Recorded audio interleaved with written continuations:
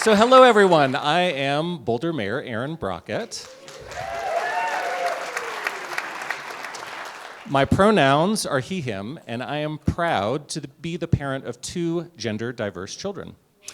I'm joined here tonight by my wife, Cherry Anderson, who is also proud to be the parent of 2 diverse children, if I can speak for her. And I'd also like to call out that Councilmember Nicole Spear is in the room with us as well tonight. So it is absolutely essential to the strength of our community and to our country that we hear stories like the ones MOTUS is presenting tonight from these speakers, so that we can support all of our children and ensure that they are able to thrive. So on behalf of the City of Boulder, it is my honor to welcome you to this very first showing of MOTUS Theater's What Love Requires. And with that, it is now my pleasure to call to the stage Colorado State Representative Brianna Titone.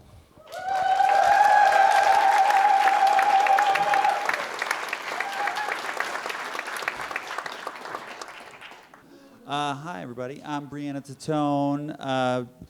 She, her pronouns, and some of you may know me from my stand-up comedy, but you may also know me for being state representative down in Jefferson County.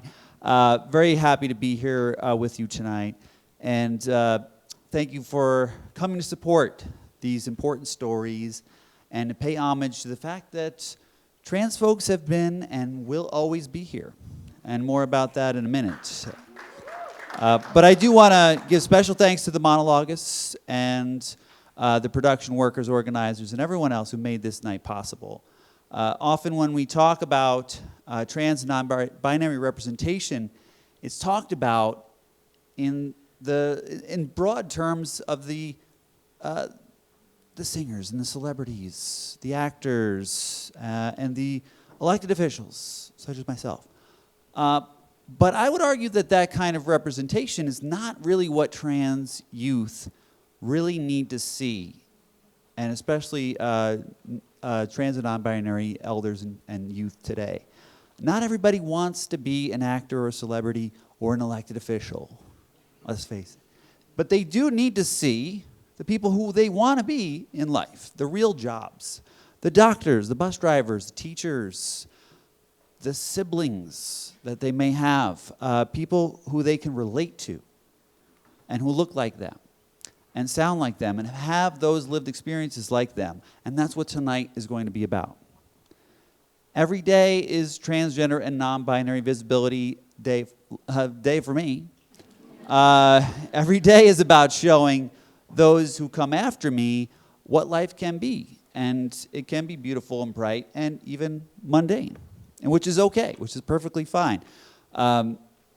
We want to show what's really important, that they can live their lives in the comfort of being just another person, not someone used to, being a spectacle or a token or forced into the light of society's judgments and expectations. I believe that that's what those who came before us really wanted us to have done here.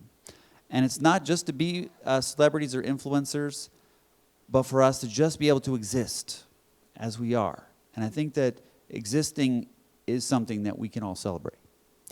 And I want to just say thank you again, and I'm going to now turn it over to Kristen and David, who are going to do what they did before. Thank you. And here, have a mic. Awesome.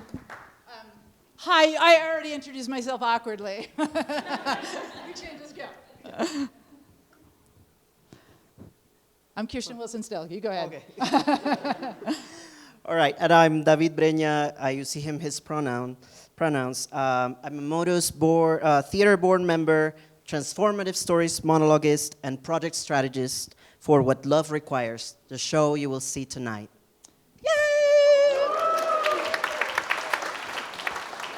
As I said, I'm Kirsten. I'm using she, her pronouns, and I can't be more delighted to be at this first showing. This has been a whirlwind, like 12 weeks of okay, let's meet, let's tell a story, let's get on stage and choose what the medicine is, right? only the most beautiful people who have the strongest love in their hearts will be a monologuist with MOTUS. It takes a tug. So we're super grateful for these wise people who've been willing to do it. MOTUS, if you don't know us, we create performances on original theater on stories of our time. And this performance wouldn't be here without 3 organizations we have to hit up: Unlikely Collaborators, Boulder Arts Commission, the Colorado Health Foundation, the Boulder Convention and Visitors Bureau, Create Boulder, the Open Door Fund, and the Community Foundation of Boulder County. Yay! MOTUS is not a public service. Without these funds and your support, we go down. All right, go ahead. Tonight is a very special evening for the monologuists and their families who have been writing and reflecting together for 12 weeks to present stories about how they have supported their adult gender-diverse children to not only survive, but to thrive. All monologues were developed in collaboration with MOTUS Artistic Director and my friend, Kirsten Wilson, who is a master teacher and editor within the autobiographical monologue form. During each monologue, we'll have the pleasure of listening to live musical underscores from beloved Colorado violinist Anthony Salvo, which were developed by Anthony and Kirsten for each monologue. Each of these monologues deserves an full entire evening and a talk back. They're all profound. They deserve a whole conversation after them. But we have 8 people, which is the max we can have to do, and we're going to do 4, and then an intermission, and then 4 more. The first act is a little longer, so it's about an hour, then a break, and then about an hour in terms of doing it. Each are totally different, totally unique, and I hope you can stay with us for the full time. We have protein bars and tea and cookies after at intermission, so we can go on with that. We'll also have a little moment with Dave Ensign, who's on the MOTUS board, who also works with Rocky Mountain Equality. Just say a minute about what? He did it. I already did it. Oh, you did? Never mind. He did it. I love him. Thank you. But the other thing is, I don't think anyone has any idea how hard people in nonprofits. Raise your hand if you're in a nonprofit. Yeah, we beg. We spend our lives begging for money. Like, please, please. If you feel inspired by this, I think these stories need to be everywhere, and I think you'll agree. So please support us to do that in terms of the money. So there's a QR code in your program. Don't forget it. It's really important. Before we go on and you do your final thing, I just have one thing I feel like I need to say. Could you raise your hand if you're a parent in this audience? Okay, awesome. Do you see those folks? Yeah. The lessons in parenting you're going to get tonight, you should all give me $500 to distribute. Because this is profound parenting in challenging and difficult situations. Because children are not the problem. They're so worthy. They are the easy part, relatively. It's the world. And how do you go out into the world and how do you support your child when they're negotiating a crazy world? So, how many of you are children of parents? Anyone? Awesome. You're going to grieve tonight if your parents were mediocre. I'm sorry. So let the music, all the feelings that you can have. But we're here together, and we have figured out family together, and we're alive together, and it's going to be a damn good evening. And if you're seeing that this is a little bit casual, that's because this is about speaking the truth and being alive. So you can enjoy yourself in all of your feeling, because we've got some good work to do. So you can continue. I'm going off script so totally, poor David. Yeah. As long as you look at me right before I go on. Okay. We're about to begin, so please silence your phones, and no photography or filming is permitted, as we have professional photographer and videographer Lun Vo and Tom Parkin in the room. Now, can I have a big, loud wake up the room. Welcome for our first monologuist, and Anthony Salvo.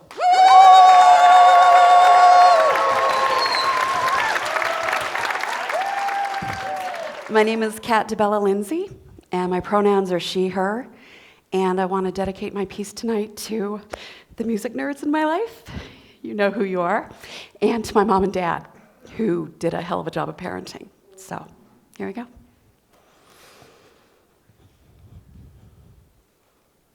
Joy to the world. When I hear those words, I don't think about Christmas carols. I grew up in the 70s, and I was raised by a couple of wannabe hippies who loved great music and threw kick-ass dinner parties. So when I hear those words, I think, joy to the world, all the boys and girls. Joy to the fishes in the deep blue sea. Joy to you and me. Great. It's one of the first songs I remember learning as a kid. I used to run around the house singing it at the top of my lungs. So I'm here to tell you about joy. For all the boys and girls, and for all the beautiful non-binary beloveds. Specifically, I'm here to tell you about my joy, my beautiful, brilliant daughter, my heart walking around outside my chest. She was the single most joyful child I've ever met. Like from the very start, she was such a great baby that her dad and I decided to cut our losses and not have any more kids. Now, I admit I'm biased, but I am telling you, she was such a happy baby. She didn't walk until she was almost a year and a half old, and then she ran everywhere for the next 5 years. This is a child who, and her dad and I have racked our brains to try and remember, she never threw a single tantrum. She laughed and giggled as she got ready for bed every night. She woke up singing and taught herself to read when she was like 2.5 years old. She asked incessant, insightful questions and loved to snuggle just as much as she loved to dance around the room. A fearless, funny child with a genius IQ who, from a really early age, showed this astonishing ability to make music. A child that specialists called twice exceptional. And I remember hearing that and thinking, only twice? You are definitely underestimating this kid. This child was full to the point of overflowing with brilliance, unbridled enthusiasm, and curiosity, and joy.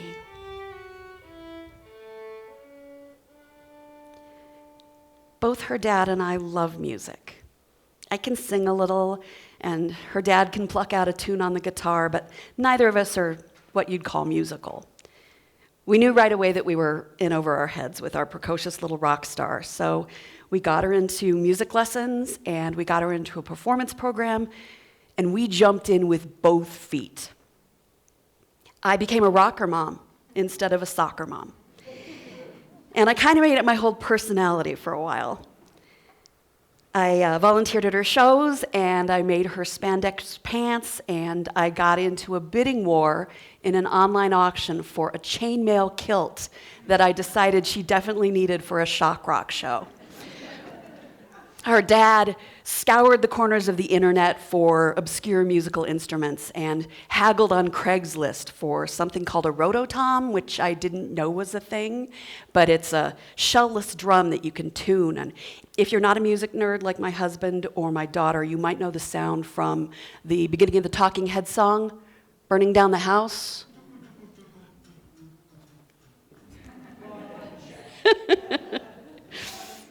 All this is to say that in retrospect, we were maybe a little too involved. I'm sure to some people I seemed like an unhinged amalgam of a stage mom and a bulldozer mom. But this is our only child we're talking about here. And from the moment she arrived, she was the center of our universe.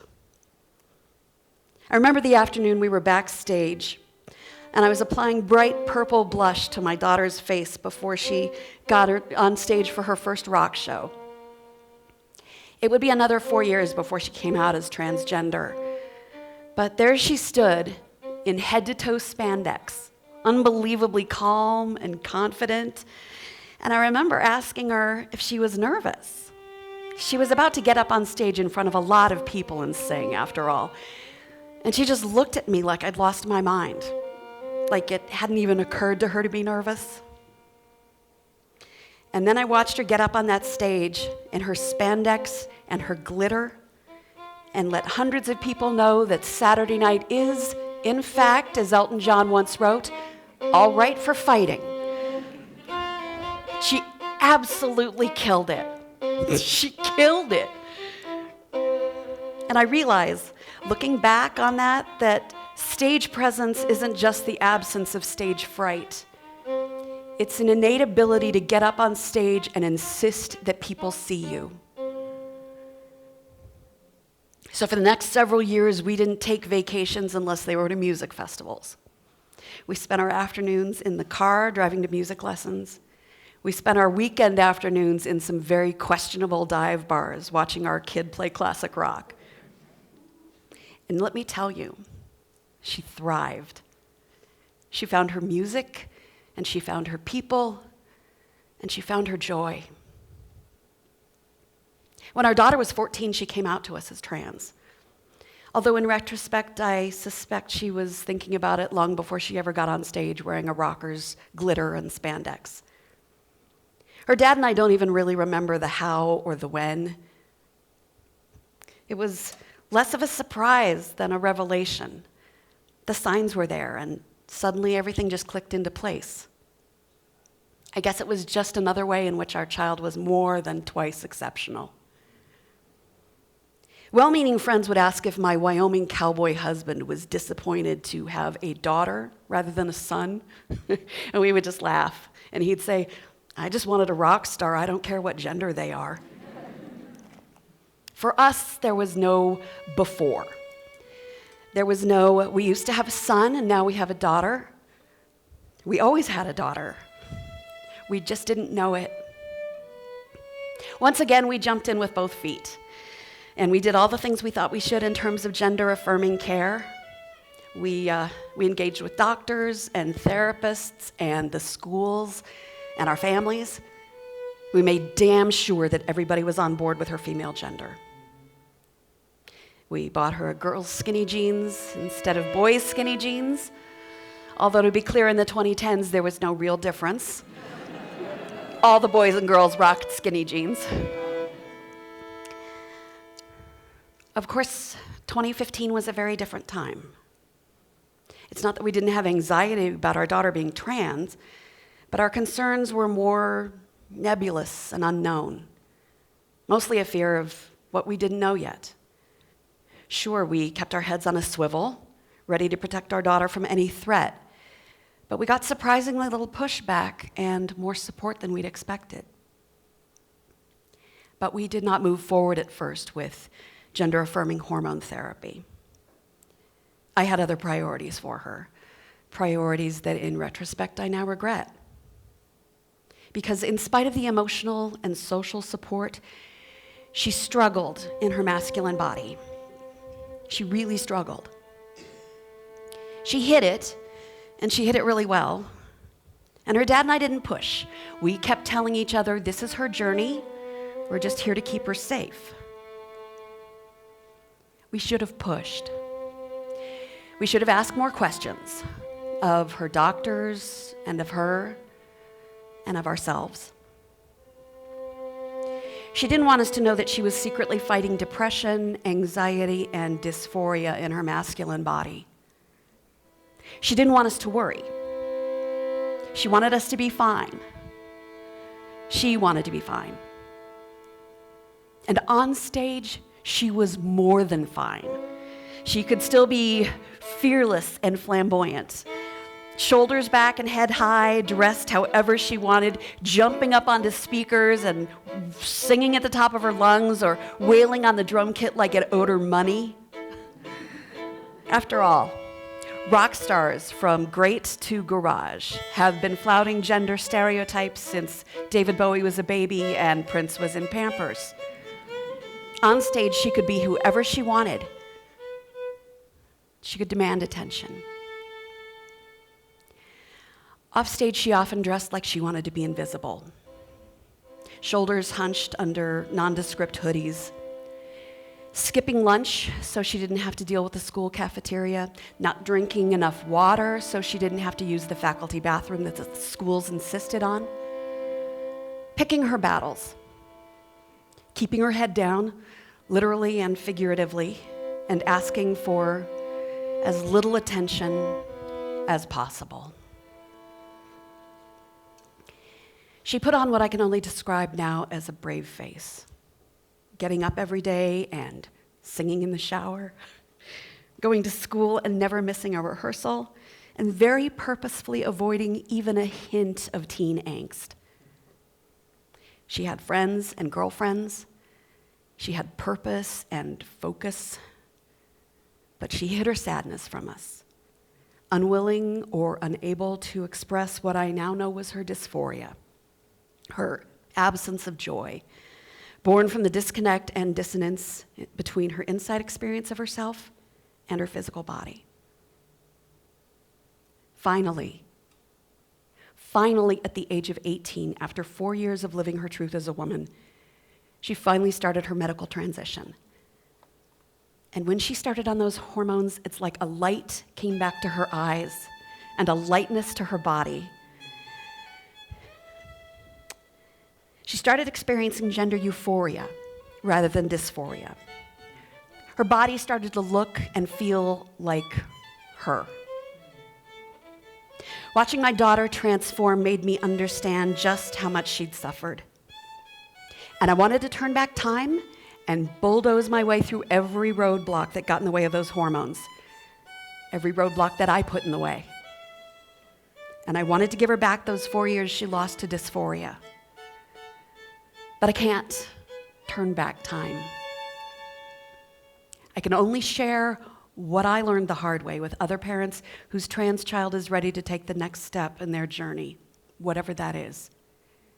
And I can only celebrate that my daughter once again demands all the attention, off stage as well as on. She does not want to be invisible. She enters a room now like there's a studio audience erupting into spontaneous applause at the sight of her. She soars through life like a comet, dressed like a music's original supermodel, a latter-day Patty Boyd in a pink beret and a mini dress and 4-inch patent leather Mary Jane heels.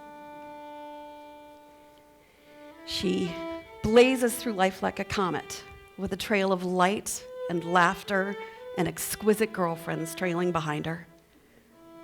She performs with fearlessness and fury and grace. She opens her home, her heart, and her life to other trans women who don't have supportive parents or don't enjoy the same safety that she's so privileged to feel. And she teaches music professionally now, with generosity and love and humor. And every time she sits down with a new student, a new rock star in the making, I think how lucky that kid is to be introduced to the joy of music by this confident, self-possessed woman.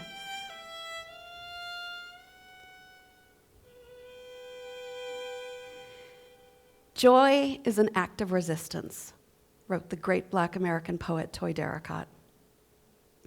I see on social media how those words have been appropriated by people of privilege to rationalize their weekly massages or their daily matcha lattes. But I also see how they've become a power-filled call to action for women of power, for women of color, and adopted and embraced by marginalized people like my daughter. And as the parent of a trans child, I have learned deep in my body that joy is an act of resistance, because it feels like way more than 10 years since my daughter came out. It feels like a century. Because now our fears for our trans daughter aren't nebulous and unknowable. The threats from the current administration to people who are trans are very direct and very specific. Demonizing them, taking away their civil rights and their access to the very gender-affirming medical care that I learned almost too late can make all the difference. These attacks have come way too close to my family. My daughter knows these threats personally. So do her trans friends. But in spite of these threats, my daughter continues to bring her joy to the world. And whenever her dad or I reach out to see how her week is going, her response is always some variation of, "I'm wonderful," "I'm delightful," or "I'm great." And we believe her. We are witness to her strength and her boundless capacity for love, and her entire joyous existence is an act of resistance. She will fight for that joy, and I will fight for that joy. And I hope you will fight with us too. Because as Elton John once wrote, and my 10-year-old daughter once sang, "Saturday night's all right.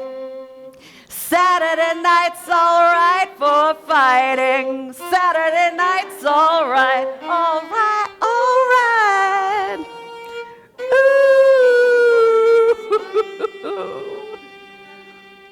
Thank you.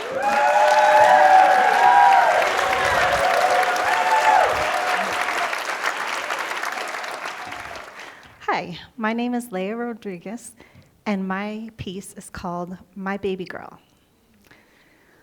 My baby girl. My baby girl. My girl, Valentina. I laid down and I stared at the ceiling in silence, knowing that you were coming early. I was only 19 years old, but I was ready. And I knew that I wouldn't have free time to lay there like that again and just do nothing for a long time. But I was ready for the life of changing diapers and spending days with my baby. I couldn't wait to meet you. It was 3 weeks before my due date, but you were ready to go. When I gave birth, you came so fast. I got to the hospital with no time to spare, and the doctor stepped into the room right before you popped out. The nurses were joking, "That kid is never gonna sit still." And they didn't know how right they were. I just remember thinking, as long as my baby has 10 fingers and 10 toes, it will all be okay. That was my pain-riddled, sleep-deprived birthing brain, only worried about your digits. I was surprised when I first held you that you didn't look too much like your parents. I always envisioned my child with eyes, hair, or skin like mine, or your dad, but my much-wanted baby came out with her own unique features. After a moment of seeing the real you, I realized that you were perfect, however the universe sent you. I didn't really think too much about what I wanted you to be when you grew up. What I desired for you was to always feel wanted and loved, to be a good person, a good friend, a good partner one day far in the future, and to have self-confidence and respect for yourself and others. Those were my goals for you as a mom, that you knew you were a blessing from the moment you were in this earth. Years later, you were almost 14. It was during COVID lockdown, after a few months of noticing that you were spending more time alone in your room, you came to me and quietly said, "Mom, I need to talk to you." I knew something big was coming, and I followed you into your room. You laid on your bed, silent and still, which was very unusual for you, and I laid down next to you quietly and expectant. I had a good idea of what was coming, and I was not only ready, I was so excited, I had butterflies in my stomach. But you were so full of nerves, fears, and teenage anxiety. After a while, I pushed. But what is it? And I could feel you working up the nerves to get out the words. Finally, you whispered, "I'm a girl." I was so comforted to hear those words come out of your mouth. "I know," I said, and you gave me some impressive side eye. and replied, "No, Mom, I'm really a girl. I'm trans." I didn't grasp at the time how differently we were experiencing that moment. I only knew that I was blessed again by you sharing your truth with me. "I know you are," I said again. "Mom, I'm serious. You know, I've been trying to grow my hair out again, and I don't like when you call me son." I couldn't hold back my excitement anymore. And I said, "Okay, so what do you want to do? Do you want me to paint your nails? Do you want to go shopping? Because we can go now. Do you want me to show you how to do makeup? I don't know how, but we'll find out." Oh my gosh, Mom. This is a huge moment for me. You're not getting that. I just came out to you as trans. Can you go now? "That's totally fine," I said. "In your own time, of course, following your lead and all that, but just go through my closet so you can pick out something to wear. And I just want to know your new name." I kept going on as you were pushing me out of your room and laughing. "Mom, just stop." "Okay, but just what about the name? Stop," you shouted as you laughed and slammed the door on me. I can't tell you what a relief that conversation was for me. I got another chance as a parent. We don't always get second chances, and I got one. You see, when my daughter was in 5th grade, she'd come to me asking a courageous question in her most tender baby voice and said, "So, Mom, I'm a girl. What do we do now?" I wasn't totally surprised by that question, but I wasn't ready for it either. And so I said, "Why don't you hold on to that thought, sweetie? And if you still feel that way when you're older, we'll look into it." That is my biggest regret as a parent.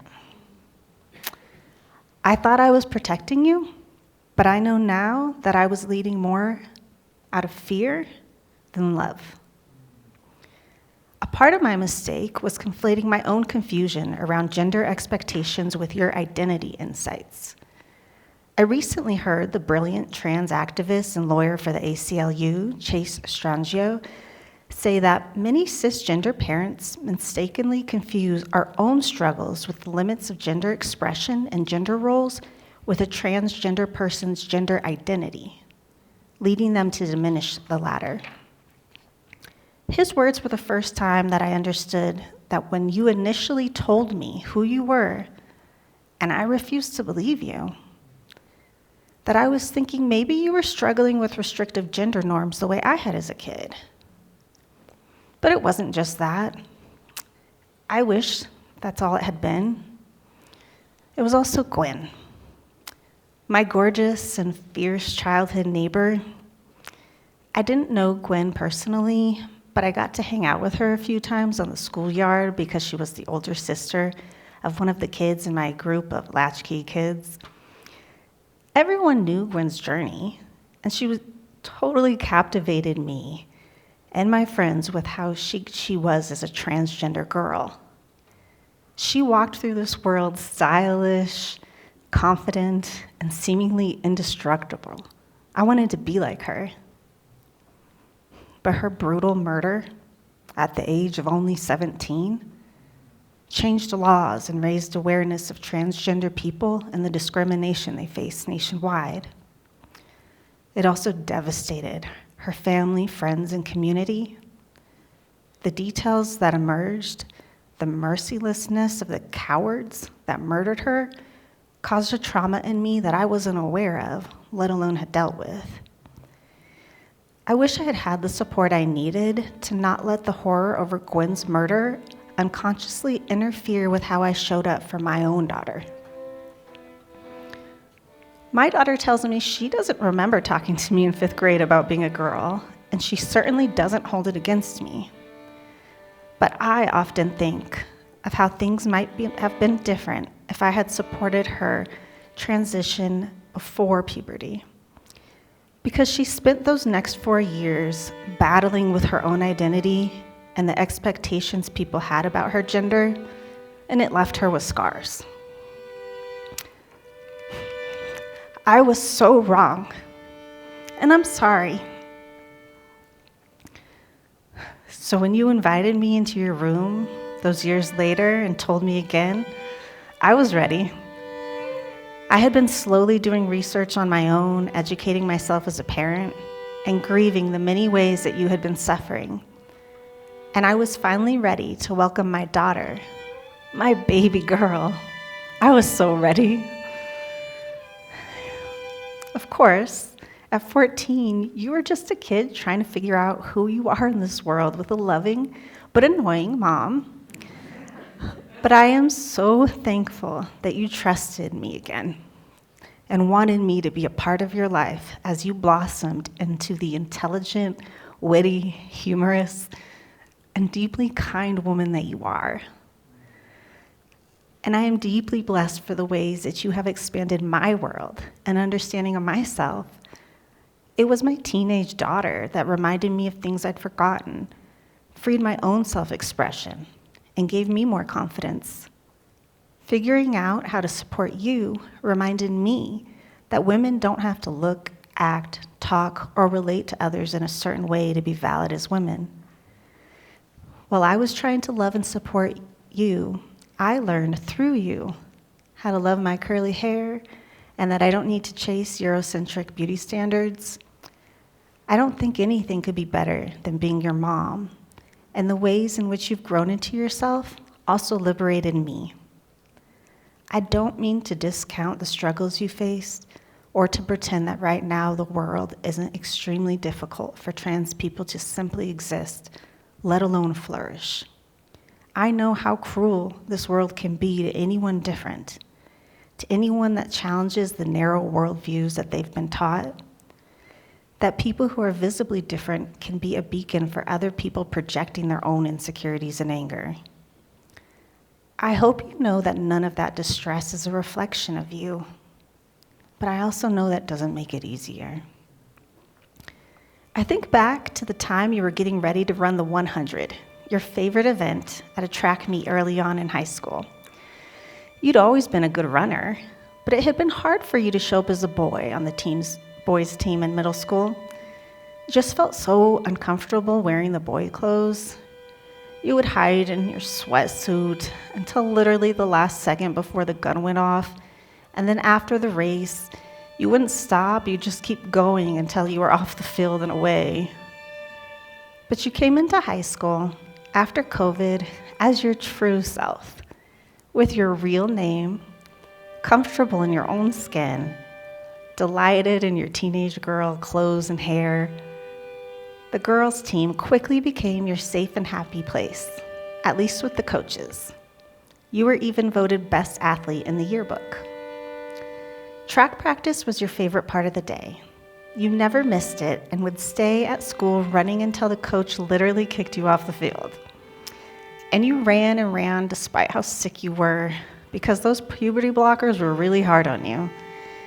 The doctors didn't have the right balance at first, and they mistakenly brought your testosterone down way too much. So testosterone was definitely not giving you any advantages.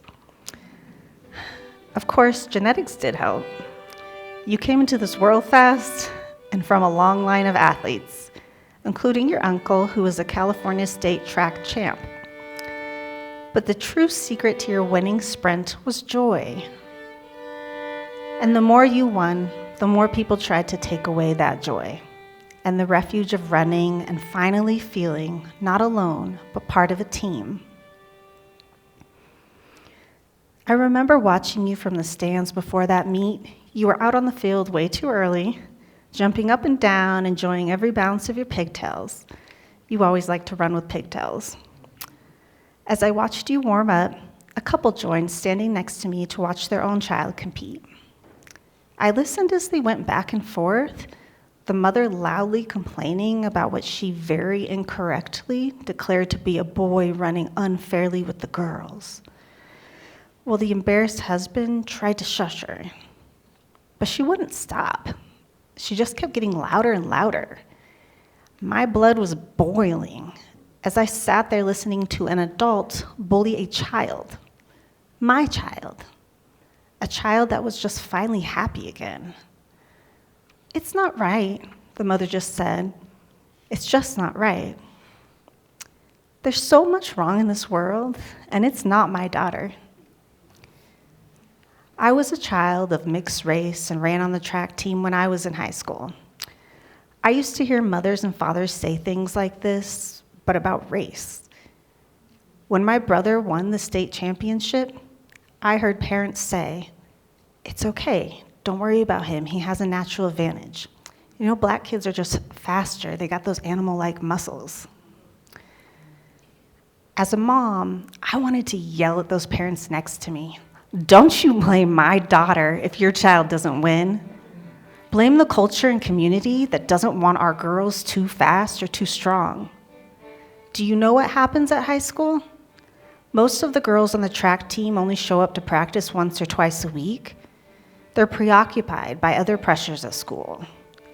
They constantly feel the need to check their own strength and limit themselves to be cute. So stop blaming my child, who doesn't feel that being cute will ensure her survival. For her, it's somehow about the run and the team, and she's putting her all into it, every day, her all. So stop blaming my child.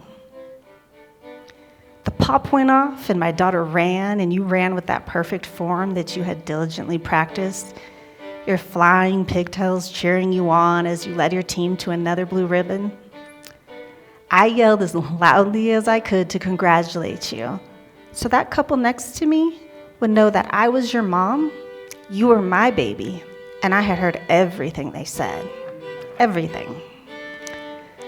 I walked away towards you, staring at them as I went, my body still shaking with anger as they sat in their silence. What I experienced that day, I knew was only a very small part of what it was like for you when the other girls on the team slowly stopped celebrating your victories and started treating you that way that mother did, blaming you for a hormonal advantage that you didn't even have, instead of actually showing up for more practices, putting in more hours, and working on themselves. I will never know what it's like to walk in your shoes or run when your own team is rooting against you. But I hope that you always know that I am glad to fight for you and to be there for you no matter what. It can be messy and difficult at times, but it is a part of being your mom that I signed up for. When you were being attacked for winning races, I remember making myself read through vile comments online to understand what you were experiencing. One of the comments, meant to hurt, said, "What kind of a parent raises a trans child?" There were all these clueless, gross, and ridiculous responses to that question, but the real answer is so obvious to me. What kind of a parent raises a trans child? A great parent.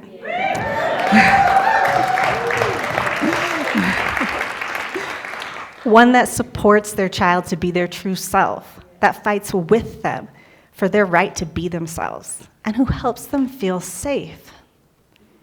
The last few years have been a whirlwind of change and way too many attacks. And I watch my beautiful grown adult daughter skillfully navigate the world without her mom right by her side. I still often think of my friend's big sister, Gwen, and the tragedy that cannot be undone or softened.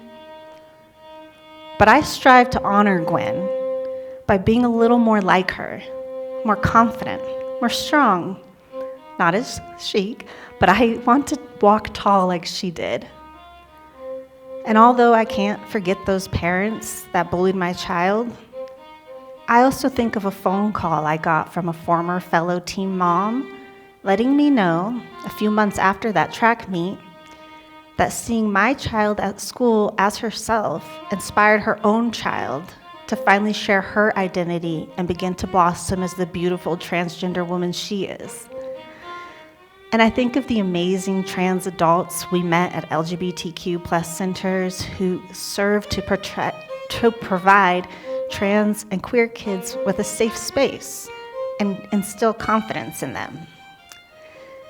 And of course, I think of how blessed I am to watch my own child become a strong, compassionate adult who cares deeply for her trans community and keeps expanding my own world and the joy it can contain.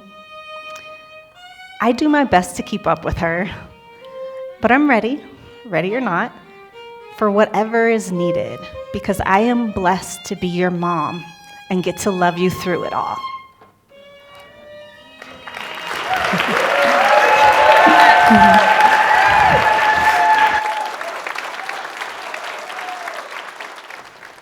My name is Julie, and my piece is titled Amongst the Stars. And I dedicate this piece to my child, Ash.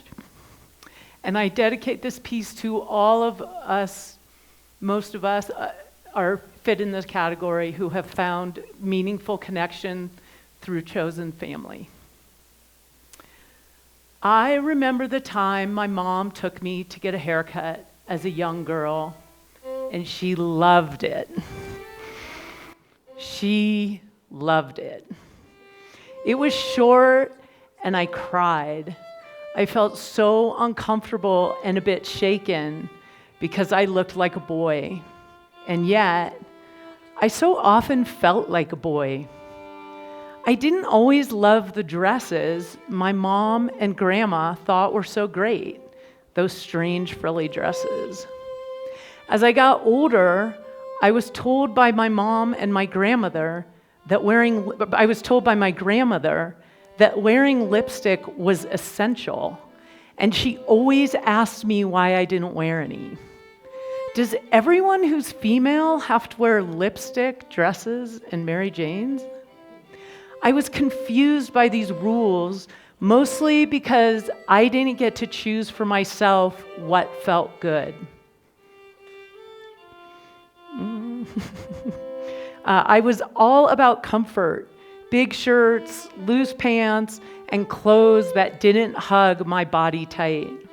But it was hard for me to be comfortable in myself and in my comfortable clothes because it was clear that my mom and my grandmother did not like my choices. And my mother and grandmother cared so much about clothes, and maybe not all the time so much about me. And well, maybe that's why, despite being a misfit for the prescribed boxes my mother and grandmother and society asked of me, I worked hard to fit in as much as I could. I wanted to wear the same clothes as my peers, celebrate the same holidays, go to the same schools, and make the same social choices.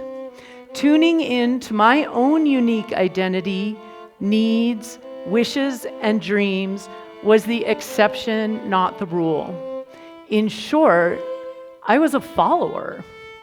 But sometimes, despite my fears and how hard I worked to conform, I would find myself on my own path, like on my journey to motherhood.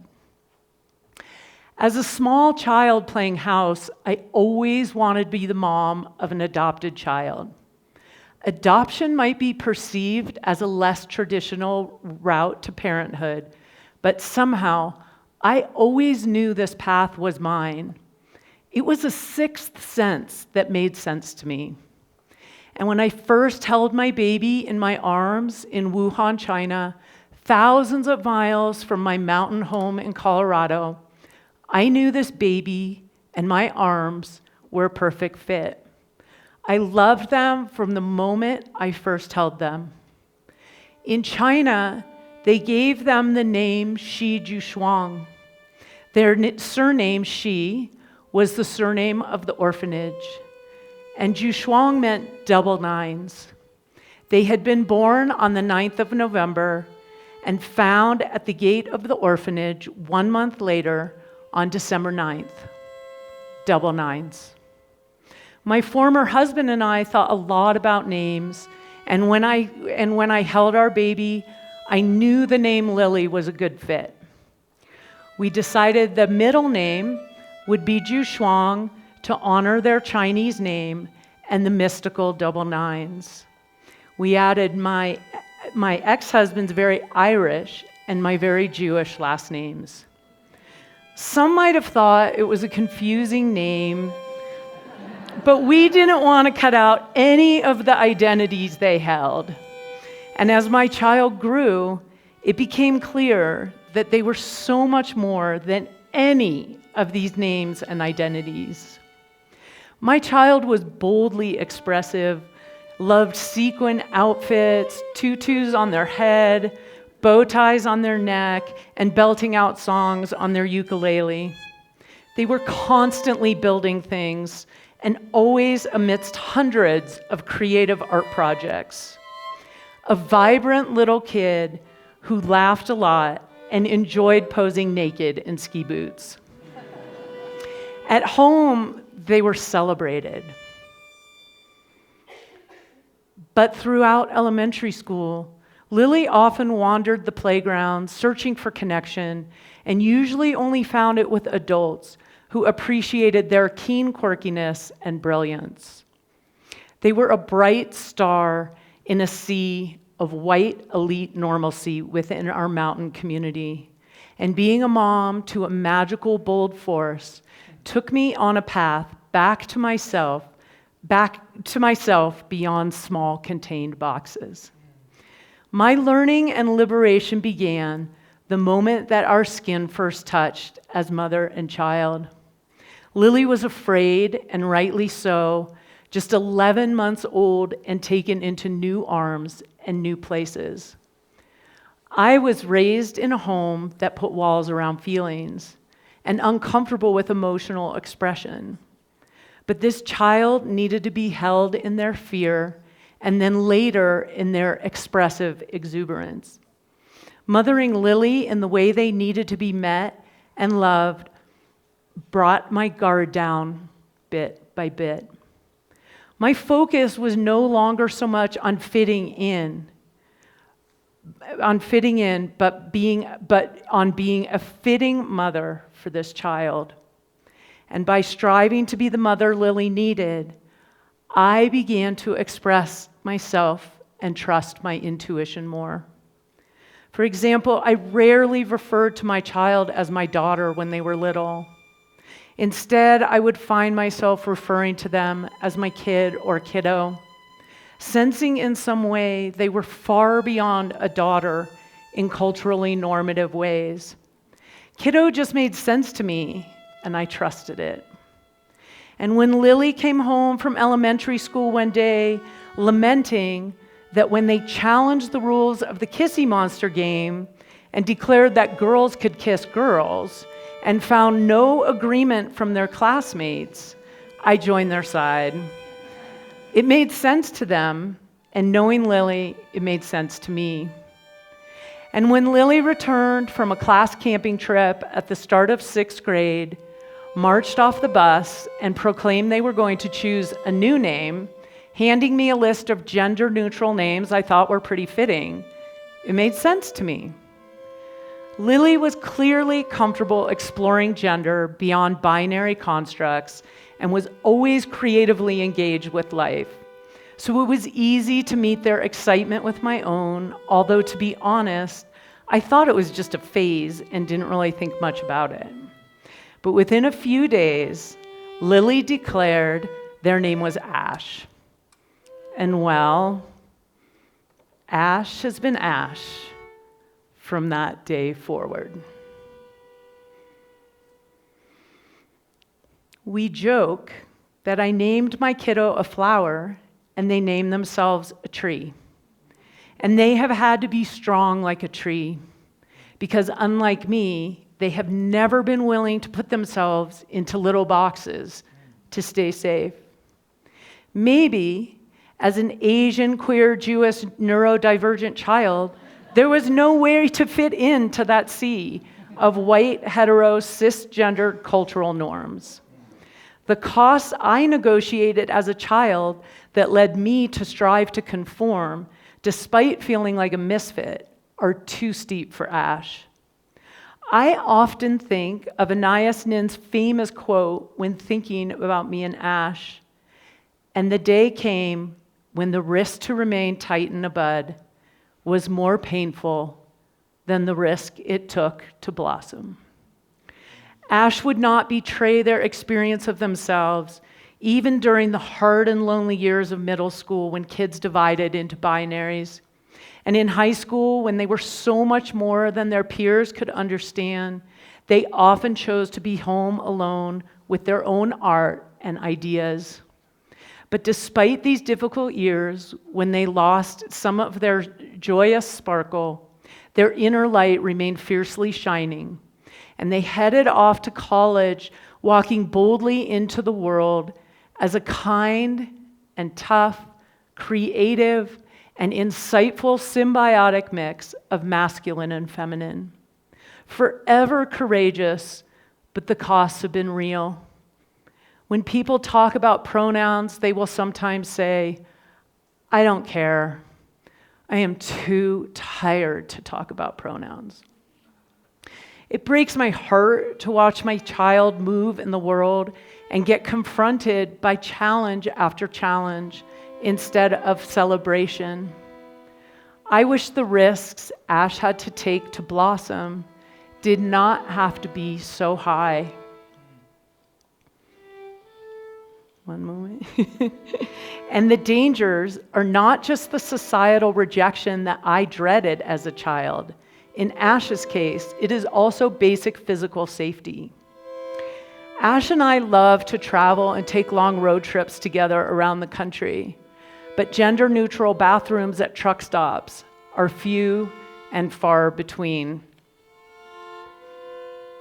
I watch as Ash forces themselves into one of the binary bathrooms. The women's restroom might feel safer, but either choice could lead to confrontation or hostility.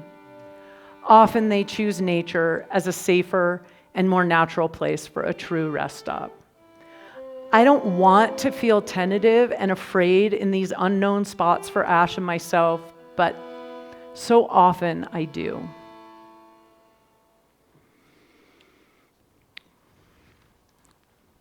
When Ash was young, we used to read a book together called The Three Names of Me. It was an adoption book that said, when the baby was born, the birth mom whispered a name into the child's ear that only the child and the birth mom knew. Then later, when the child arrived at the orphanage, they received a second name.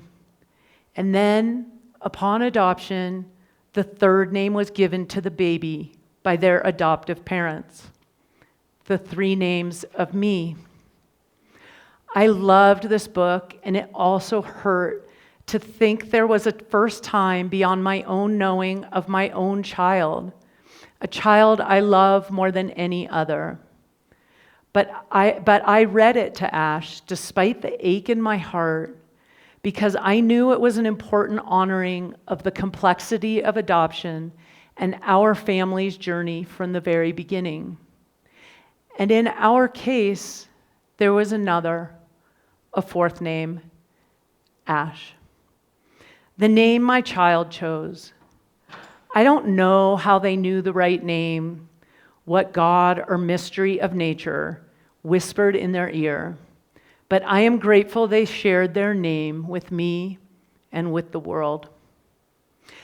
As I mentioned, we joke that I named my child a flower and they became a tree. But when asked, they often will say, my name is Ash, like from a fire. From a fire.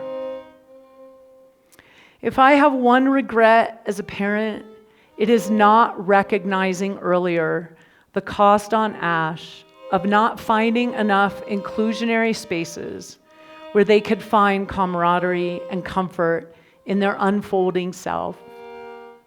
I really had little idea of what it meant to raise a non-binary child on top of all the rest of their intersectional identities. So Ash's understanding of self was too often forged in the fire of exclusion, disconnection, and the confusion they encountered.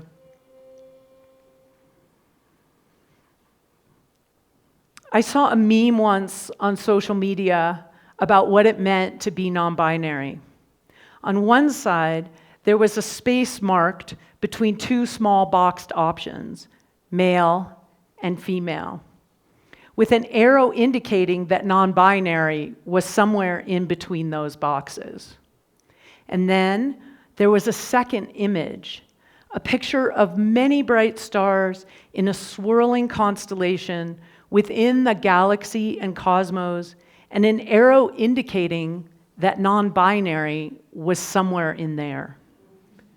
My child is one of those bright, shining stars in an expanding cosmos, and they live their values to the fullest, proud of being a young queer activist who chooses not to hide. And each day they inspire me to be a little bit more daring, a little bit more courageous, even expressing myself on stage today, which really takes me out of my own little box. But when you love your child, you do your best to expand to meet their bigness. Before I end, there's one more thing I want to say. I have heard too many parents who have not had the privilege of parenting a queer or trans child make statements about how I should parent and who my child is supposed to be.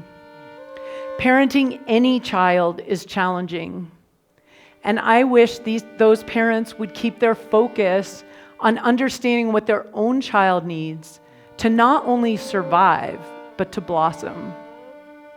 I am a parent of a child that knows themselves quite well, their strengths and weaknesses and areas that need growth. So why are the choices of my kind, compassionate child someone else's business? My child is not asking you to be an Asian, queer, neurodivergent Jewish adoptee. So please don't ask my kiddo to be you or to take your path. Trust that they are in conversation with the truth that has been whispered in their ear. Their job and my job is to be curious and courageous enough to listen and follow our truest paths.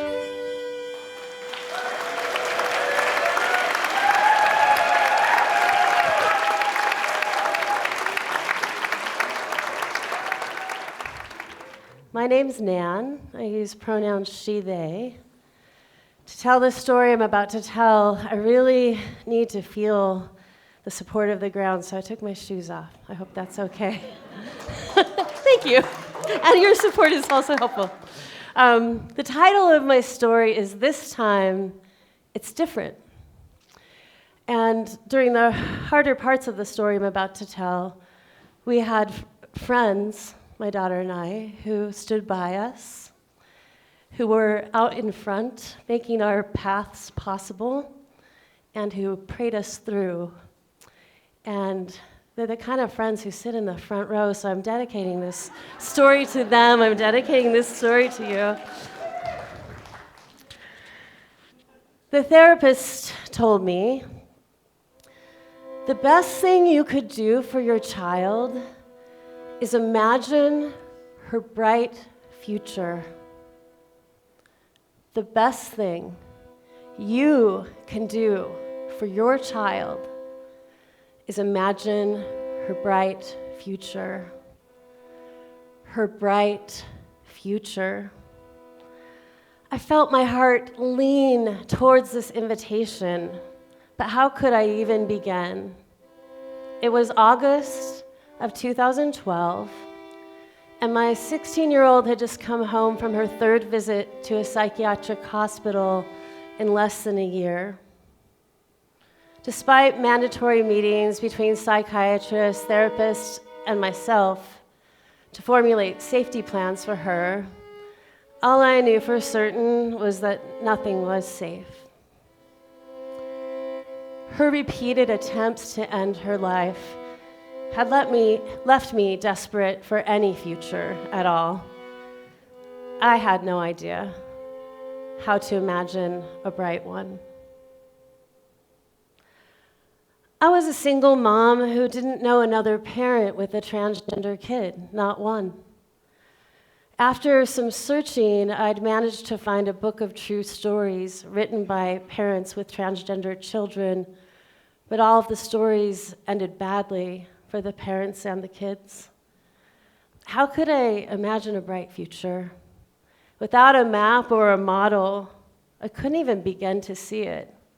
The best that I could do was kind of feel for it in the dark. When my vibrantly curious, history-loving kid dropped out of high school, my heart plummeted. She barely left her room, let alone the house. At age 19, she took up smoking. Whenever she lit up, she went outside to our front porch. Some neighbors and family members felt compelled to remind me about the dangers of smoking, just in case I missed the warning labels. But I was relieved to see my kid outside the house and still breathing. Call me when it could kill her today, I thought. Call me then. Meanwhile, my daughter was still alive and incrementally moving towards becoming herself. This required one quiet act of courage after another.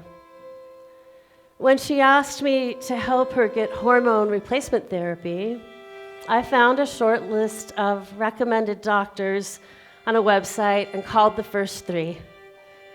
Each time, I had to explain to the person answering what it even meant to be transgender. Each time I did, I was met with stammering or silence. When I saw that the next doc on the list was located in the Mormon neighborhood I'd grown up in, I quit dialing. I let my head fall to the table. Desperate the next day, I drove to the Pride Center at the university, even though neither of us were students. I called them from their parking lot crying. They kindly invited me in and referred me to the very same doc I hadn't dared to call. To my great surprise, the only trans-affirming care provider in all of Utah and Wyoming at the time was right there in my childhood neighborhood. My daughter began her medical transition and then, soon after, accomplished her social transition. She named herself Beatrice. She chose the name for Dante's protagonist, who serves as a guide out of hell.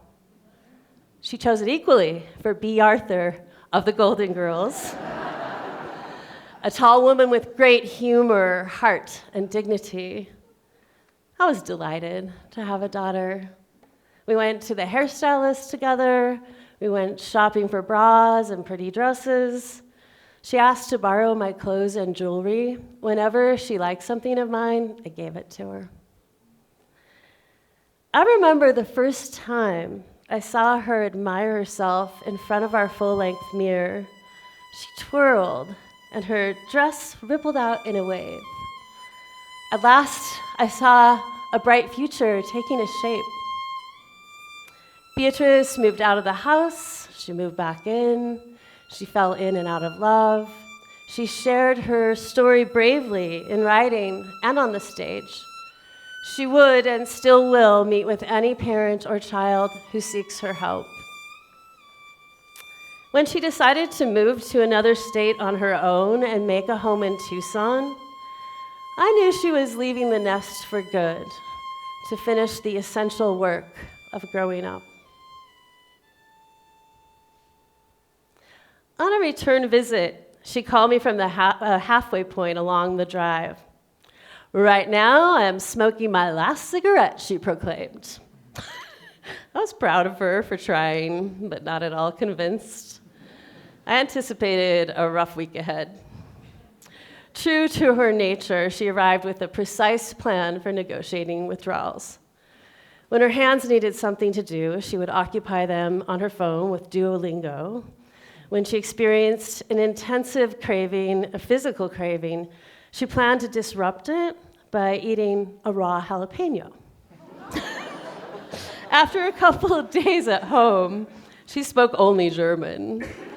And on several occasions, she did, in fact, consume an entire jalapeno. As promised, it was disruptive. There was swearing, gasping, choking, a lot of laughter. To my amazement, her plan worked, and she quit smoking. I knew then that I was not only watching my daughter choose to live, but watching her opt in for the long haul. Soon after, she fell in love with Ellery, a willowy, non-binary student of mathematics working towards their PhD. They are smarter than me, Beatrice confided.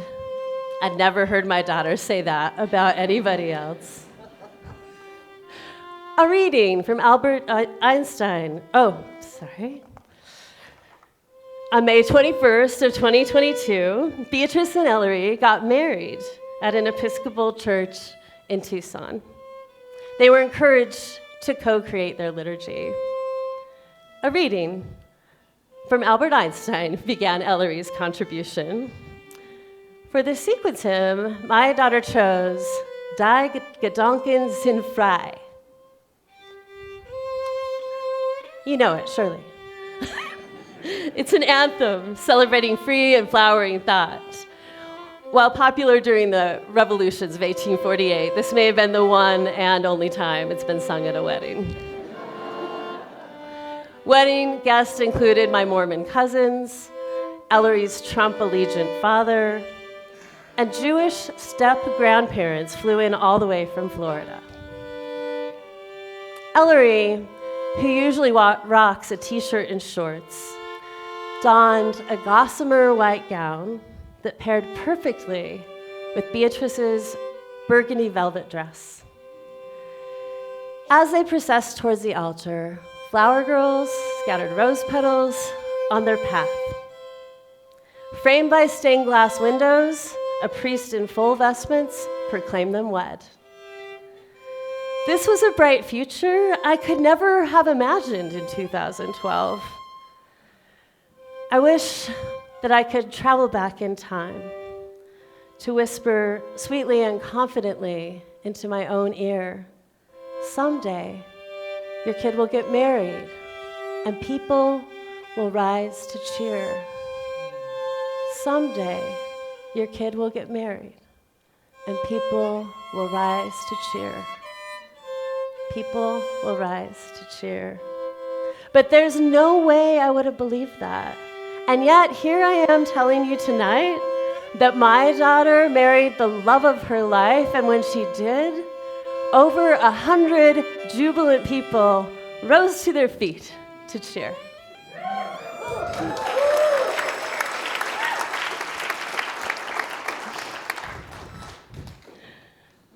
In preparing for this event, I recalled many stories. So why did I choose this one? I chose it to remember that during the darkest, most terrifying time of my life, there was a bright future awaiting that defied my imagination.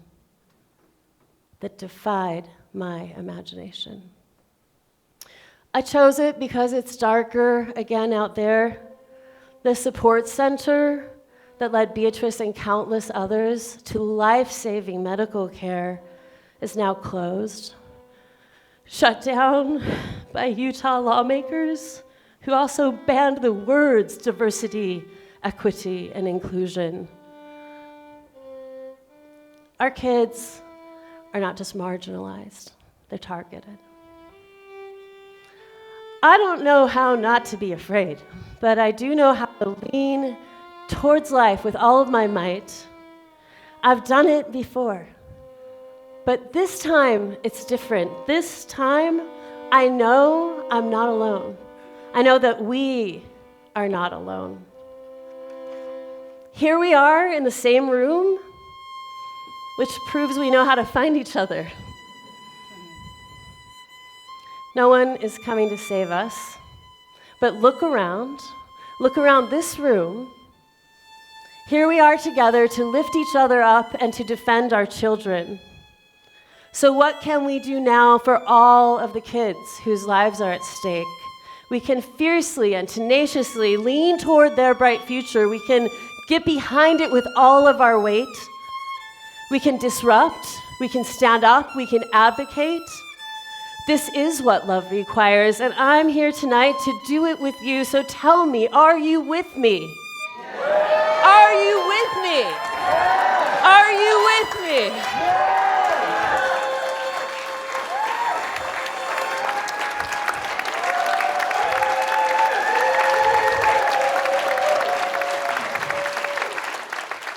Hi, my name is Cindy Vigasaw, and I use she, her pronouns.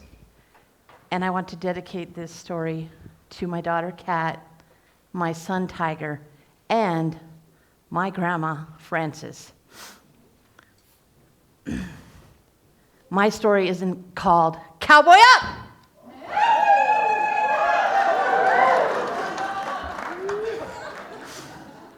Where did I learn to support my transgender child? Where did I learn to support my transgender child? Where did I learn to support my transgender child? I learned it from my parents, my grandparents, my aunts, and my uncles, and in the community where I grew up. I was born and raised in Wyoming, where rugged individualism was the norm. Growing up, a phrase oft repeated by my mom and grandma was, "In Wyoming, you can do your own thing, as long as you're not hurting anyone else."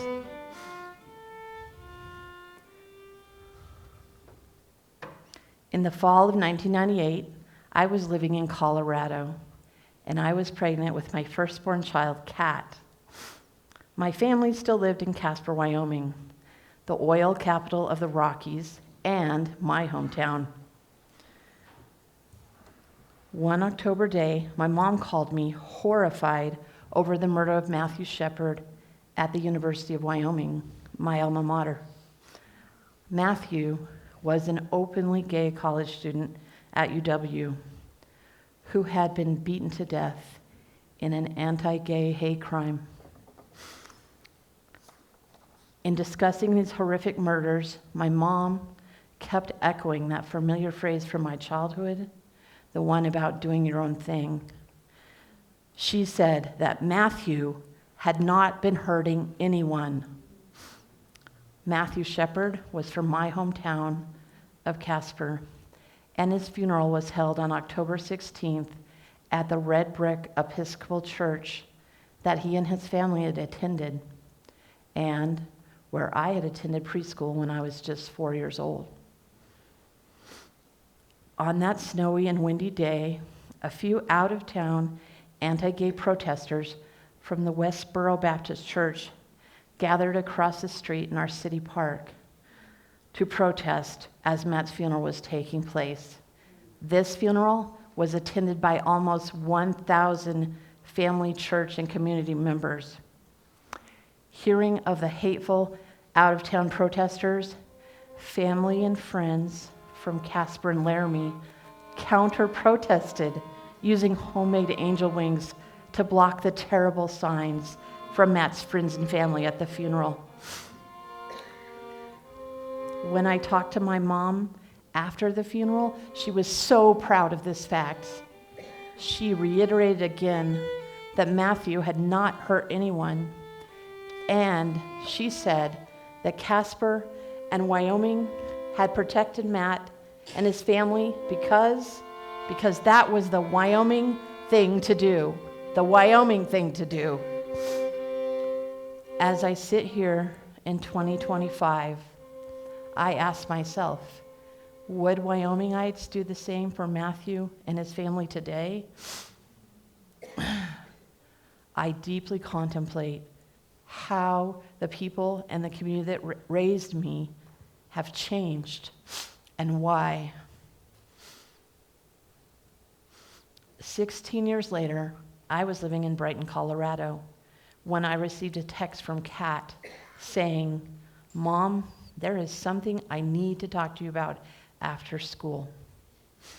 I remember feeling not so much surprised or anxious, but rather relieved. Kat's dad and I had long known that Kat was not happy. We knew something wasn't right, and in fact had been in family therapy as well as supporting Kat with individual therapy on and off for months. So rather than waiting till after school, I immediately rearranged my schedule and left work. I drove the few blocks to the high school and I signed Kat out of class. While we sat in the car, I let Kat know that I had read their text and I was ready to listen. After some time of sitting in silence together, Kat hesitantly pulled out a folded sticky note and handed it to me. I opened it and I found 3 words that Kat had written. "I am transgender." Next, Kat asked me if I knew what that meant. I affirmed that I did. Then Kat said, "I'm a girl, not a boy. I'm a girl." The truth is that although I said yes, my understanding of what it meant to be transgender was very basic and lacking in any context of what that meant in real life. Looking back, what strikes me the most, really strikes me now, is how scared my child was to say those words out loud to me. Talking to me about this years later, Kat told me that this was because she had read and heard online about parents disowning and deserting their transgender children. Even though I had a lot to learn, I knew I was never going to desert my child. That, my baby girl, was never going to happen.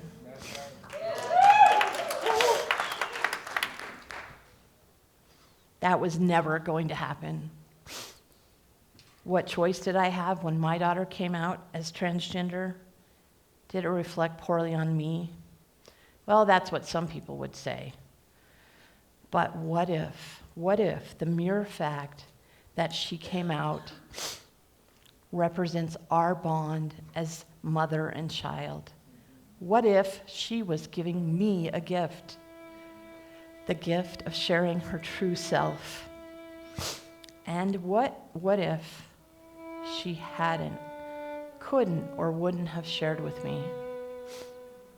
Kat recently told me that she finally came out to me because she felt that she had nothing to lose because she was so sad and depressed. And if it didn't work out, she was just going to commit suicide. Thank God she didn't do that. I'm so grateful that she let me in, even if I fumbled.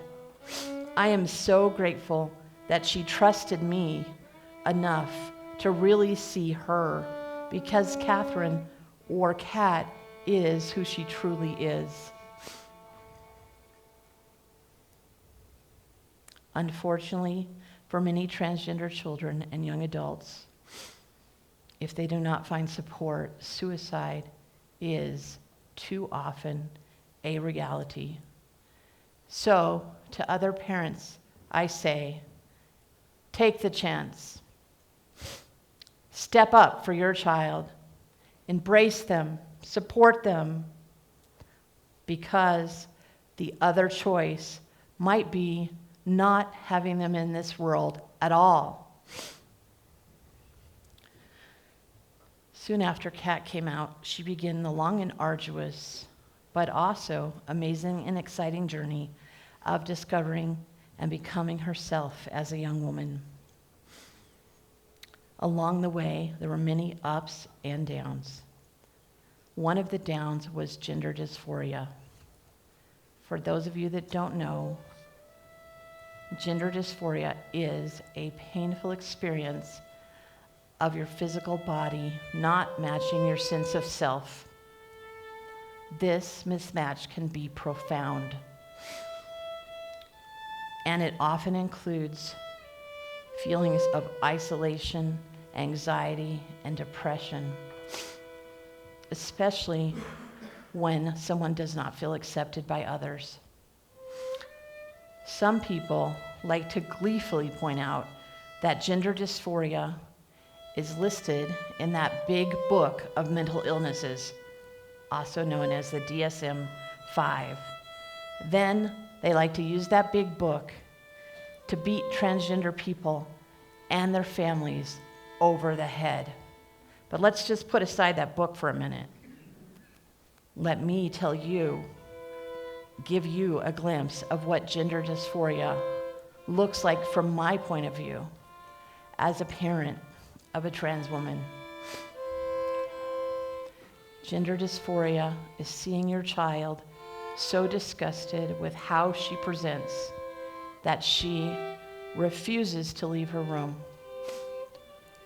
refuses to attend family events, refuses to go to school, refuses self-care, even basic hygiene, such as showering. Gender dysphoria that for Kat, my daughter, was so bad, so persistent, and pervasive that even now, it blocks out other memories of her childhood. And yet, despite the agony of her dysphoria, Kat was so scared of being rejected that she hid her true gender. For years, she lived balanced on a knife's edge between debilitating dysphoria and the fear of not being accepted. It has been so amazing, baby girl, to see you discover and become euphoric over your true gender. To see Kat take voice lessons and then witness her excitement when someone in an online forum easily identifies her as female. To see her joyful excitement after her gender transition surgery. And to see her excitement to be fully herself as a woman. The woman Kat is, almost 12 years after she came out to me, is amazing. Despite past challenges, and even in the face of current attacks on transgender people, Kat walks through this world confident, strong, caring, smart, and funny. Yes, she has blossomed, but in many ways she has not changed. She has most of the same hobbies and favorite foods. She remains an excellent big sister and a lover of fuzzy animals. She has returned to college and predictably is gobbling up all of the learning opportunities presented to her. Despite my great joy for my daughter, I am saddened and dismayed as a Wyoming native that my home state is throwing aside its rugged individualism for an us against them mob mentality by, among other things, passing a bathroom bill, denying transgender people the ability to use restrooms that align with their gender identity in public facilities. And now, Matthew Shepard's remains, to protect them from desecration, rests not in his hometown of Casper, Wyoming, with his family and community, but in the National Episcopal Cathedral in Washington, D.C. And even in Colorado, my home state, my adopted state, and my daughter's home state, outside big money is attempting to get two deadly anti-transgender ballot measures on the 2026 ballot. One that would attack transgender kids playing sports. And another that would prevent the gender-affirming care that saved Kat from the knife's edge that was taking her down. I hope that by hearing my and Kat's story, that Wyomingites, Coloradoans, and all who value rugged individualism and freedom will come to understand, as I do, that standing up for transgender rights is the Wyoming way, the true Colorado way, the American way, the only way. It is time to cowboy up. Cowboy up! Cowboy up! Cowboy up!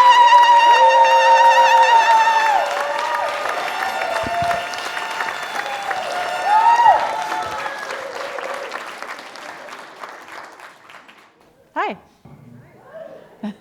My name is Beth Leba. I'm here, and I've brought my ancestors with me. And you are here, and you have brought your ancestors with you. Thank you, each and every one of you, for being here with us to co-create this sacred space. My pronouns are she, her, and I would like to dedicate this piece to my wonderful parents, who are incredible grandparents. And I also want to take this opportunity to give a very heartfelt thank you from my family to Brianna Titone, who led the charge on removing gay panic defense as a legal defense. And I'm also dedicating this to the memory of my Uncle Danny, whose murderer used that as a defense. My piece is titled, "The Good News."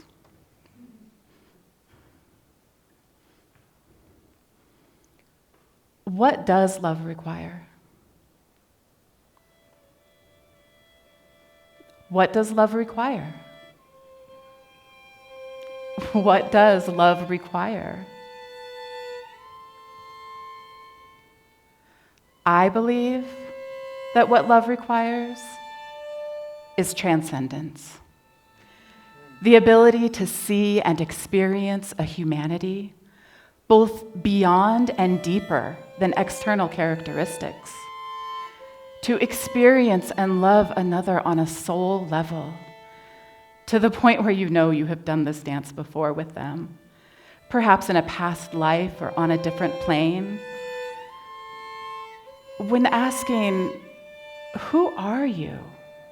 goes far beyond the physicality of a person's being.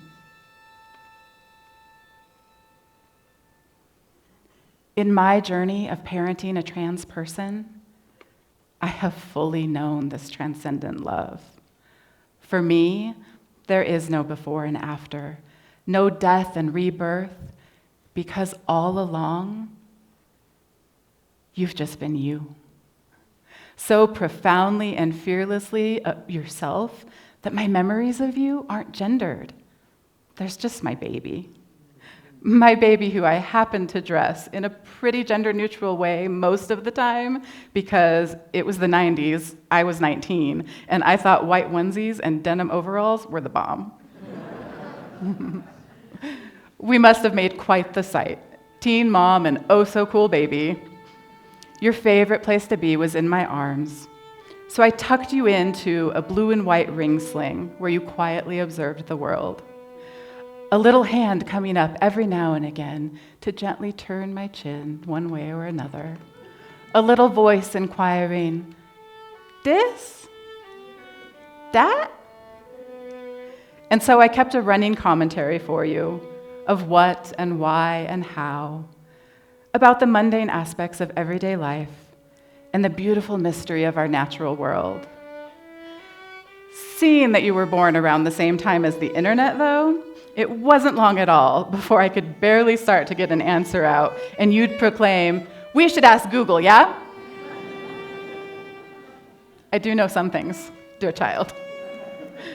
Though I will admit to often worrying that my own intellect couldn't keep up with yours.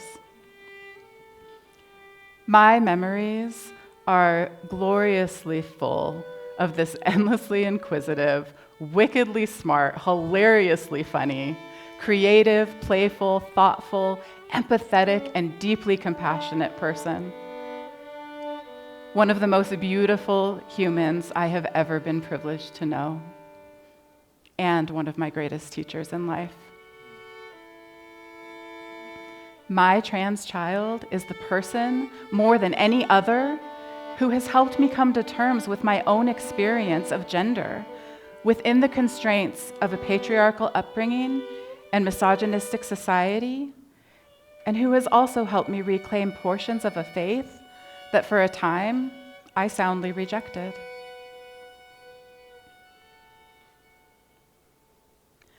I attended private, conservative, and evangelical Christian schools from kindergarten through high school. And there were so many times during those years where I expressed a dream or desire related to my future life and career goals, and I was scoffed at and laughingly told, "But you're a girl." I would have loved to be a pastor or minister or theologian, but according to them, those avenues weren't open to women. I remember wishing as far back as elementary school that I'd been born a boy, because it was obviously better. Boys could do and be anything they wanted. In my freshman year of high school, I had to prepare an original oratory for my speech class on the topic of my choice. I chose homosexuality and the church. And my thesis was that the church was getting it wrong. If God is love, and the first two commandments are love God and love your neighbor as yourself, the church was failing to love their LGBTQ neighbors. Not to mention their LGBTQ fellow Christians. My classmates' eyes were wide and mouths hung open as I delivered my speech. And after class, everyone filed out in stunned silence. But one senior boy who I admired turned to me and quietly said, "You're really brave." It didn't feel brave. It felt right. By the end of high school, after 4 years of my persistent and apparently annoying spiritual practice of asking, "But why?" and "Says who?" I was considered a heretic. And I was still deeply frustrated with the limitations and expectations put on the weaker sex. The irony wasn't lost on me when it came time to start applying for colleges, and a pale male classmate sighed heavily and said, "Oh, it's so not fair. You're Hispanic and you're a girl." I'd spent so many years fielding racist microaggressions and being told that being female was a detriment, but now, somehow, being Chicana was an advantage. I was barely into my college journey when I told my parents I was pregnant while we were having lunch at Taco Bell. You can laugh. It's much funnier now than it was then. I know they were shocked and perhaps disappointed, but their immediate, unconditional love and support set the stage for my own parenting journey. During my child's early years, I was still wrestling with what I did and did not believe, and had a growing discomfort with associating myself with the American evangelical church. I had one foot in and one foot out, but for a time was allowing my kiddo to attend Sunday school fairly regularly with the other set of grandparents. And most of the time, it was fun for my child. But on one fateful Sunday, when they were around 7 or 8 years old, they were subjected to a fire and brimstone altar call. "You were born a sinner who must repent and come to Jesus." They came home filled with a righteous rage that people were trying to force them to feel shame for simply existing. I was and still am so deeply moved that my kiddo was able to say, with such clarity and an unshakable moral core, "No, that is wrong. I am not a sinner or a bad person, and I don't need to be saved." We had an incredible and deep conversation that day, with me assuring them, You are perfect, just the way you are. And I love you so very much, no matter what, to the moon and back forever and always. That ended with them decidedly asserting, I am never going back there again. And they never did. And my child declaring their own liberation facilitated my own, and I was finally able to extricate myself from American churchianity. My beautiful child, whether you were a boy or a girl, and whether you are now one or the other, or both or neither, shouldn't matter. And yet, in this moment we find ourselves in, it matters more than anything to so many. I am filled with rage that there are people, politicians, and systems in this world that want to hurt you. And that I am somehow labeled an extremist and terrorist by members of my own government just for believing that my beloved child has the right to exist in the beauty and fullness of a liberatory existence. That indeed is an embodied experience of the divine. The divine has no gender. I want to scream, open your eyes. Open your eyes and see this beautiful human and every human beyond the constraints of any societal identifiers. Stop imposing your beliefs about the human experience on others, as well as the limitations of your own experience and understanding. My child joyously and courageously came out as a teenager, and in those years of fluidity and then transition, they approached sharing their truth with friends and family in an open and honest way, inviting anyone and everyone to ask me anything, which terrified me, as I feared that the questions might be rude or invasive. But with compassion and kindness, they fielded every question, and in return gently asked questions such as, when did you know that you were a boy or a girl, and what that meant? Have you always felt happy and safe in that identity? Have you ever wished for others to see you as more than just that identity? Have you felt constrained by it? Disappointed with the rules it has imposed on your existence? The paths it has opened and closed? The societal expectations that come along with it?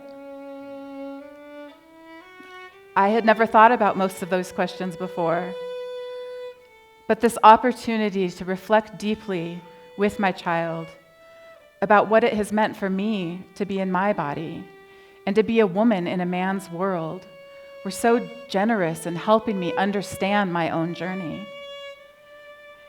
And the space they offered to ask them questions about their experience was so eye-opening and humbling. Now it was my turn, the mama's turn, to ask this, that. And the teenager became the patient teacher, explaining acronyms and identities and their place in it all. My beloved child, I am so grateful to be your mama. You will always be my baby, and you are perfect just the way you are. I love you so very much, to the moon and back, forever and always, no matter what.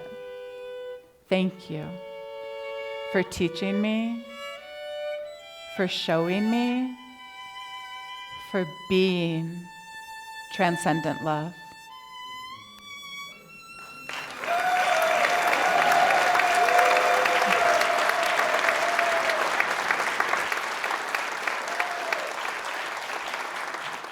I'm Benjamin Lloyd, pronouns are he, him, and I'm dedicating this story to my two children, who in the story are called Tristan and Noah.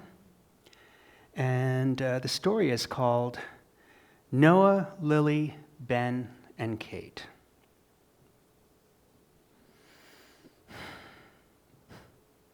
Sarah was only in her 4th hour of labor. 4 hours. Only in her 4th hour of labor. I know, easy for me to say, only. But our first child, Tristan, had taken 18 hours. This kid was in a hurry and crowning. I was up next to Sarah, holding her around the shoulders when she roared. And then the midwife was holding this tiny creature, coughing and crying in the dim candlelight of the birthing room. Seeing a penis between its legs, I said to Sarah, "Boy, it's a boy." The midwife gently wiped him down and snipped the umbilical cord and then handed him to me so that I could give him his first bath. There I was holding this new person,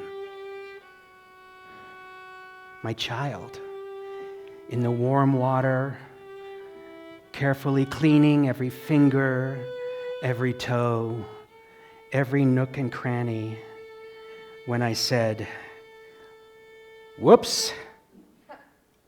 "Whoops," Sarah said. "Did you drop him?" It's not a him, it's a her. What I had seen moments after birth was part of the umbilical cord.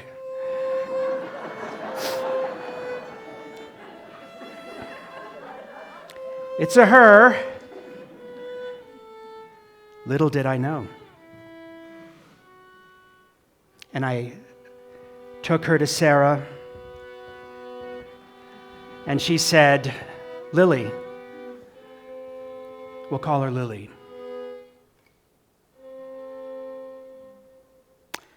13 years later, when Lily came downstairs to dinner one night and said to her brother, her mother, and me that she wanted to explore being non-binary, Sarah and I had very little idea what that meant.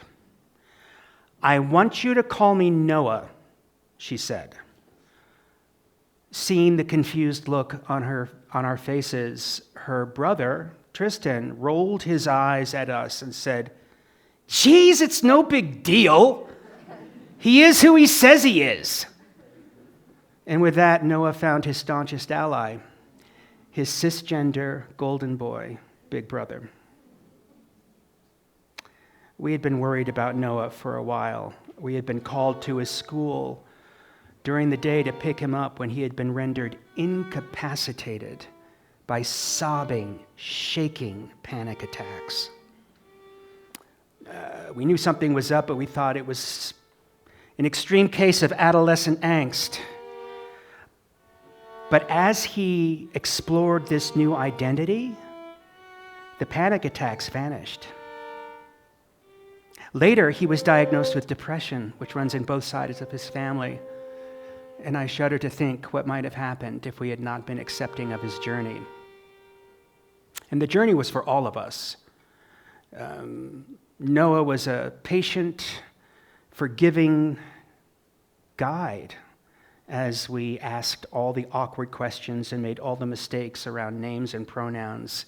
He was consistent through the hormone therapy, the top surgery, and his evolving journey into adulthood. He was the teacher, and we were the students, and his courage, creativity, and wisdom were breathtaking.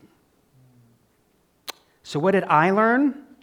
Sitting in the front of the class, watching this extraordinary human being blossom into personhood? Well, I learned that I needed to let go of some idea I had about a dad guiding a girl into womanhood. I had to grieve the death of the cisgender daughter I thought I was going to raise. And I had to realize, much to my liberal progressive surprise, that I was attached to this binary distinction of what a man and what a woman was. So easy, you just look between your legs. You see, despite some evidence to the contrary, I'm about as conventional as they come. Cisgender, straight, middle-aged white guy. the apex of privilege. And Noah got me to understand that along with that privilege came a basket of assumptions I didn't even know I had. Noah got me to ask bigger questions like, why am I like this? How do I feel about being a man? What does being a man mean anyway? And I watched in amazement as this teenager I adored more than life itself explored gender. What does that mean? Explore gender. What does it look like? Well, for Noah, it looks like wearing a big hoodie and work boots to look more like his big brother. It means getting cast as the male lead in James and the Giant Peach in his middle school production. It means coming down the stairs one morning for breakfast in a dress and looking his confused parents straight in the eye and saying, "Deal with it." It means going swimming with his dad on vacation and wearing a dude's baggy swim trunks and nothing else one day, and the next day, a black bikini.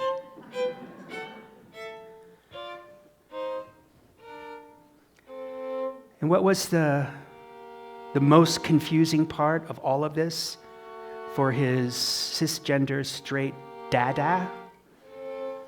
It was this. I recognized myself in his androgyny. I had an unconventional childhood. I was basically a hippie kid who bounced back and forth between divorced parents. And then at age 11, everything changed, and I became part of this very conventional, heteronormative family with a father and a stepmother and 3 half-siblings growing up around me.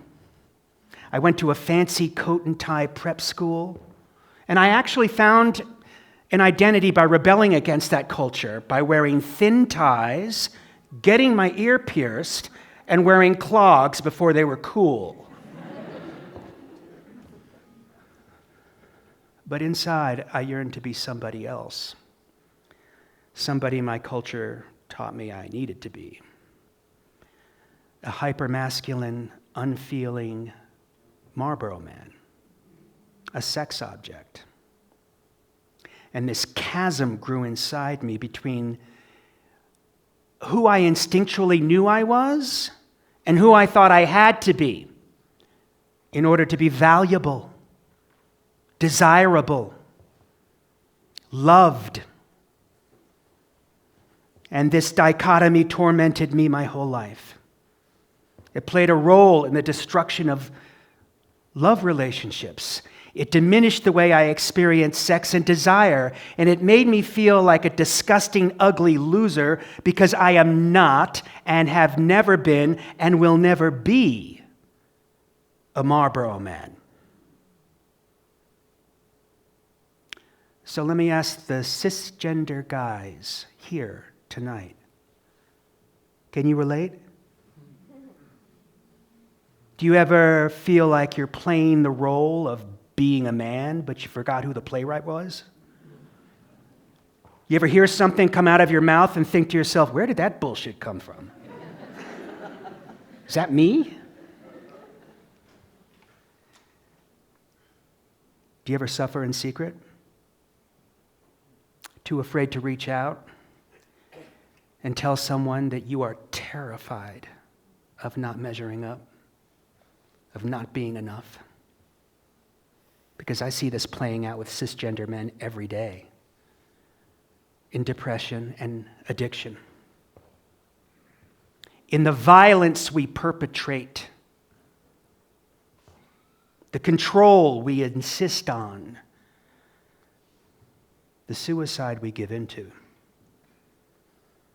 Cisgender men have been taught in this culture to inhabit a persona that says, I got this. Nothing touches me. I'm the solution to all the problems. And that's what I thought a man was. A human doing without feelings, whose value is determined by what I earn, how I control, and who I fuck. But what I want you to understand is that Noah liberated me from all of this just by having the courage to be himself. He helped me let go of so much of that toxic, self-destructive crap.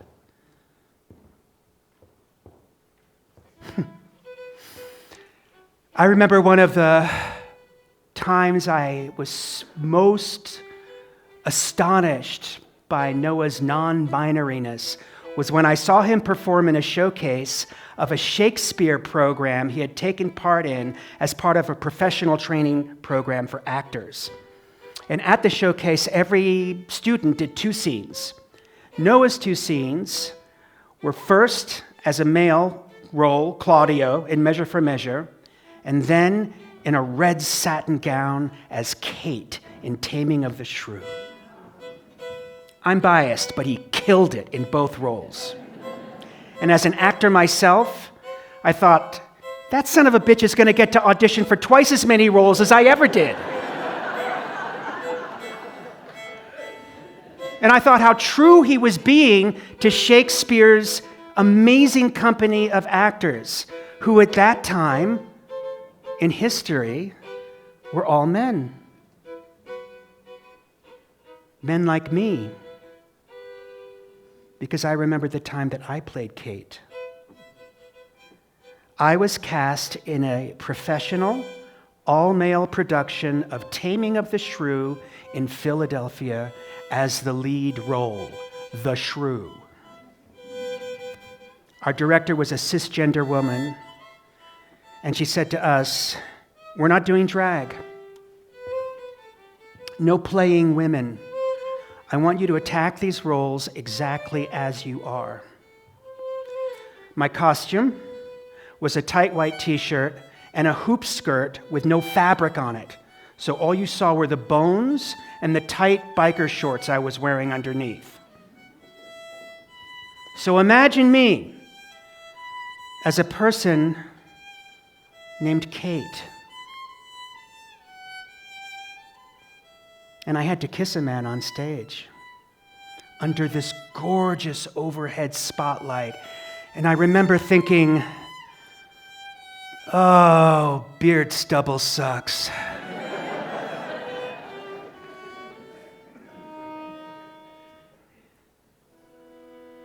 But never, not once, was I concerned about my manhood.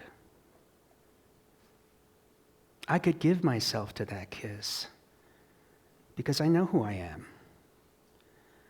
A complex, fairly confident human being with multitudes inside me, including Kate, who, like our trans children, is an extraordinary human being in difficult circumstances. So guys, what would you do to me if I told you I was a woman named Kate? Would you spit on me? Bully me? Shame me? What would you do for our trans children? Would you lock your heart away because they turned out to be somebody you didn't expect? Would you hide from their truth in fear, labeling them a freak that doesn't deserve what you deserve? Or would you be a man and do what love requires? Extend your hand and ask them, tell me, who are you? Noah has moved to Berlin, Germany, because with the rising violence against transgender people, it is not safe for him in the United States. And I fully support his decision, and I am heartbroken every day. because I miss my child. One of the two greatest joys in my life. And he is so far away. But he's having the time of his life in a committed relationship with a cisgender guy named Niles, who I also love. Noah and I had a phone conversation the other day, and we talked about love and attraction. He told me he's fascinated by masculinity in all of its abundant forms. And he told me the kind of man he's attracted to. Strong hands, soft heart. I learned that from you, Dada. Thank you.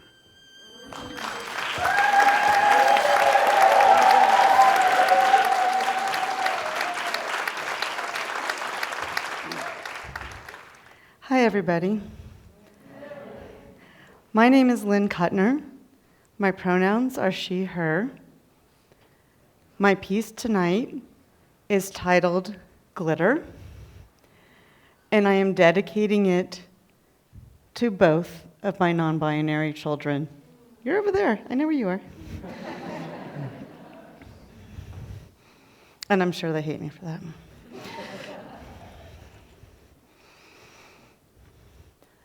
Do you have any idea how beautiful my child is? Do you have any idea how beautiful my child is? Do you have any idea how beautiful my child is? Do you see their intellectual curiosity and passions that drive them to create in so many different artistic ways?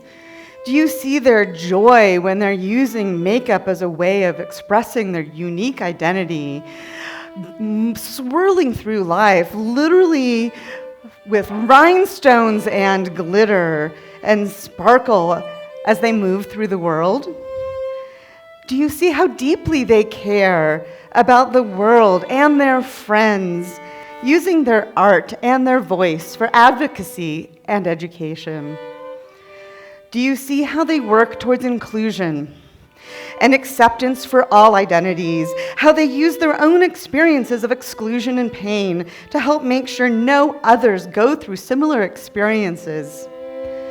Do you see their beauty as a true friend, supporting and lifting up the people in their life? Do you see all of my child's beauty as a person who is so vibrantly alive? And my child is so vibrantly alive today, despite the unimaginable pain that they went through on their journey to discovering themselves and finding the self-love and confidence to live every day authentically.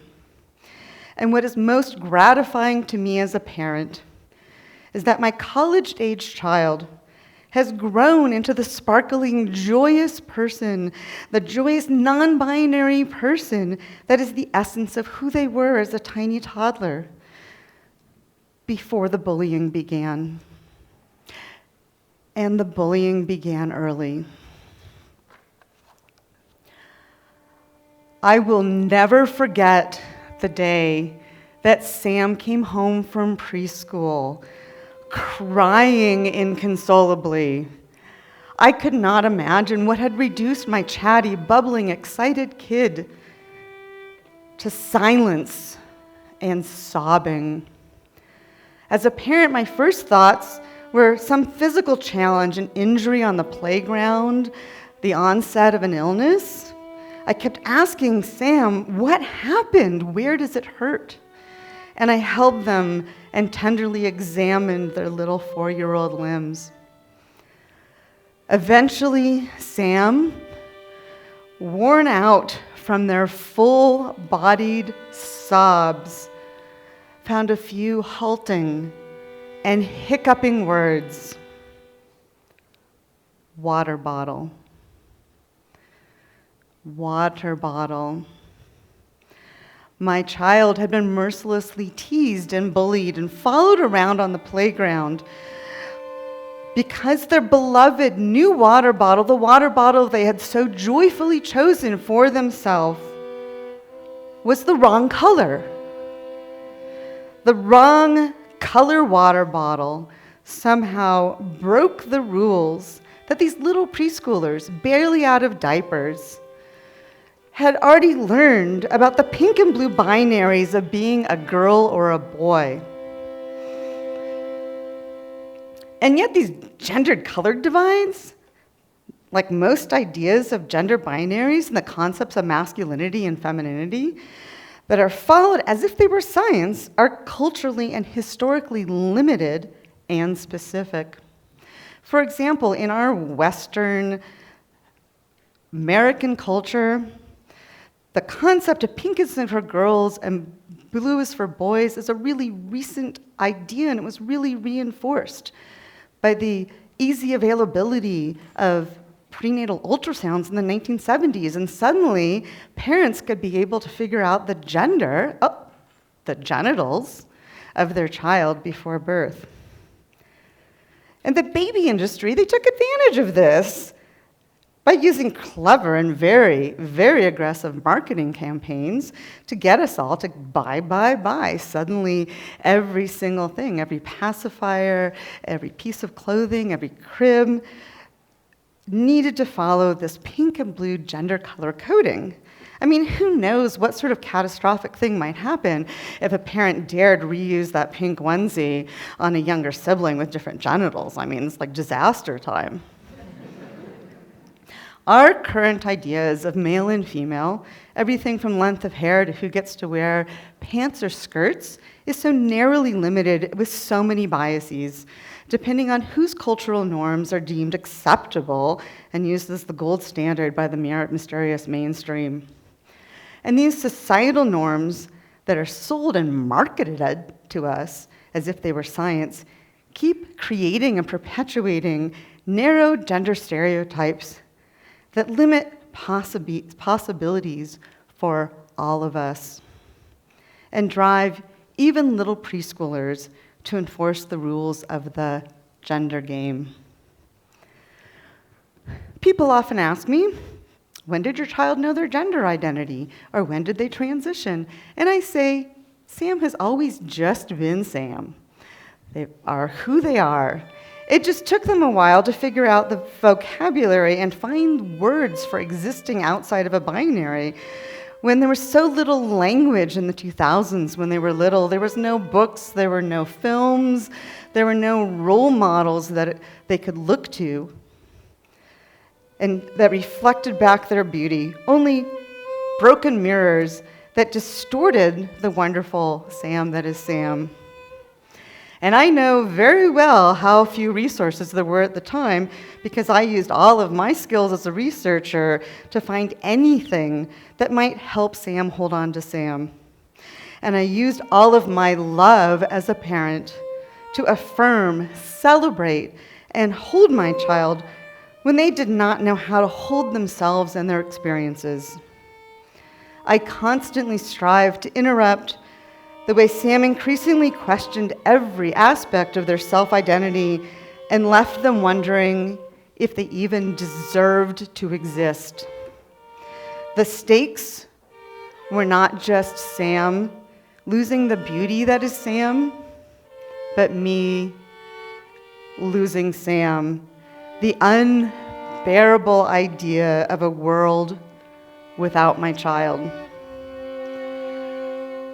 When Sam was in elementary school, I did my best to support them after those bad days, yelled at for being in the wrong bathroom, mocked for choosing books or extracurricular activities that their peers thought wrong. Things got particularly rough in 4th grade when the children decided to self-segregate into boy groups and girl groups, and suddenly the group of friends that had been friends with my child for years said, "You can't sit with us at lunch anymore. You can't play with us at recess." So bright, bubbly Chatty Sam became the lonely outsider, the kid who hides in the corners, trying to make themselves invisible because they did not have any places of belonging. Some of their teachers saw what was happening and tried to help. Their 4th grade teacher read aloud to the entire class a book with a transgender protagonist. But there was often also harm, sometimes unintentional. Like when Sam was in 5th grade and the sex ed teacher split the kids into girls and boys for some sort of instructional activity, and my child didn't know what to do.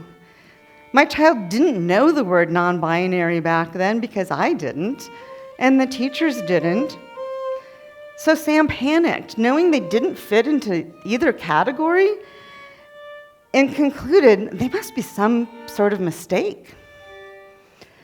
My expressive and sparkly child, knowing they didn't fit in and exhausted from being punished for sticking out, began little by little to erase parts of themselves.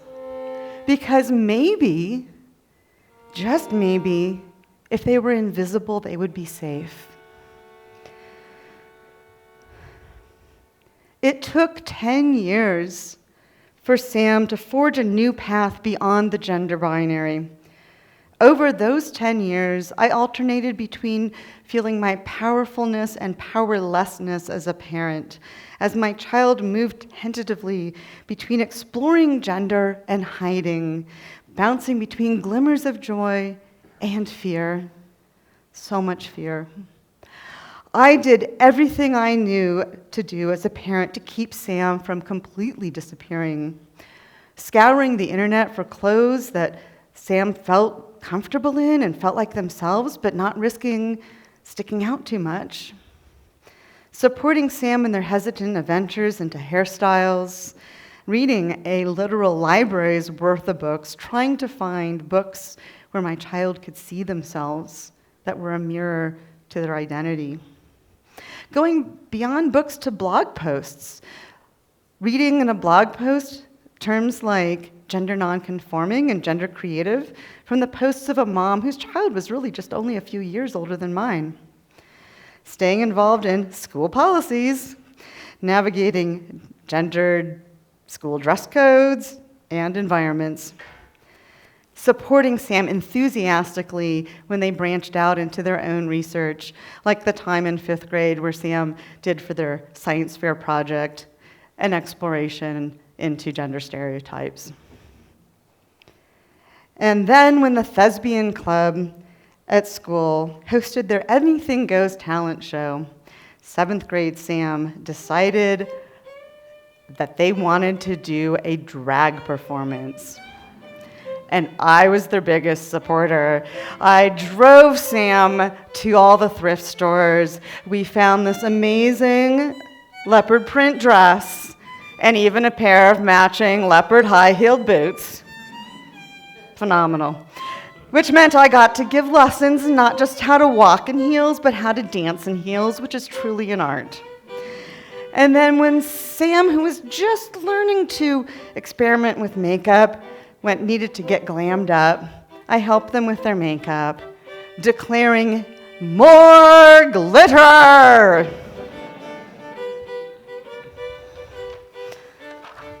I sat in the theater at that talent show, secretly crying but dramatically cheering as Sam, who up until that moment had been the kid who disappears and hides in the corners, brought down the house with their fabulous lip sync routine.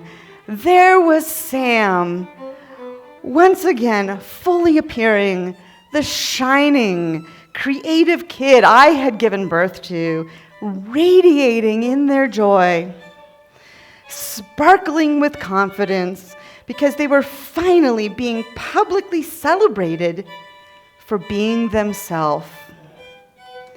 As Sam stepped up, I stepped out, taking Sam and sibling to Pride for the first time in the summer before 8th grade. Sam was so scared by the opportunity to show up not just on stage performing, but out in the public streets, looking how they felt on the inside. Sam hesitantly put together an outfit that was rainbows, a vibrant explosion of rainbows. And when our family returned from our celebration at Denver Pride, my child came home with pride. They were transformed for seeing for the first time the amazing, beautiful diversity of queer identities with every possible combination of clothes, hair, makeup, and personal style proudly shared with the world. And then COVID hit. The whole world felt uncertain and topsy-turvy, but the isolation of the pandemic that was so difficult for so many kids and teens was a gift to Sam. At a critical time in their development and their identity, Sam could explore gender expression in safety without needing to navigate school pressures, without needing to risk being judged by classmates or teachers. So when I proposed to Sam doing a gender-affirming photo shoot during the middle of the pandemic, my child looked at me with that skepticism of a teenager thinking that their parent is from some other universe. But eventually they agreed to try. The pictures from that day capture my child's journey from reluctant skepticism to eventually relaxing into themselves and their body. Their radiant joy and self-love shines through as they laugh for the camera with the delight of truly being themselves. Finally, with these pictures, I had the accurate mirror I had always searched for that could reflect back to Sam the truth. Sam is not wrong or broken. They were vibrant, beautiful, alive. Sam getting a glimpse of how beautiful Sam is. I wish I could tell you that my child's story continued from that moment to the future in an unbroken, glittery rainbow of happily ever afters. Although my child is now thriving in college, when I look back at the pictures from that day, from that photo shoot, I wish I could protect them from the times of heartbreak and utter despair that lay ahead. As the world was hesitantly returning to its idea of some semblance of post-COVID normal, the number of anti-transgender bills being introduced began to climb. And Texas was attempting to criminalize gender-affirming care. Although Colorado has some of the best and strongest LGBTQ protections in the nation, the relentless attempts to strip away transgender rights and erase gender-expansive identities hit Sam hard. My child became scared. So much fear, and not just for themselves, they were afraid for children just like them in Texas who were being harmed by these policies. They were scared by the psychological impacts of messaging that says people who are transgender don't even deserve to have the same basic civil rights and protections as everybody else. They were scared knowing that their civil rights are not guaranteed and could be yanked away by a change in political climate. All of which contributed to my child, my beautiful child, once again questioning their life, questioning if they could even imagine having a future. When the Club Q shooting in Colorado Springs happened on the eve of Transgender Day of Remembrance in 2022, my child's small bubble of feeling safe-ish, because we're in Colorado, shattered. They were devastated.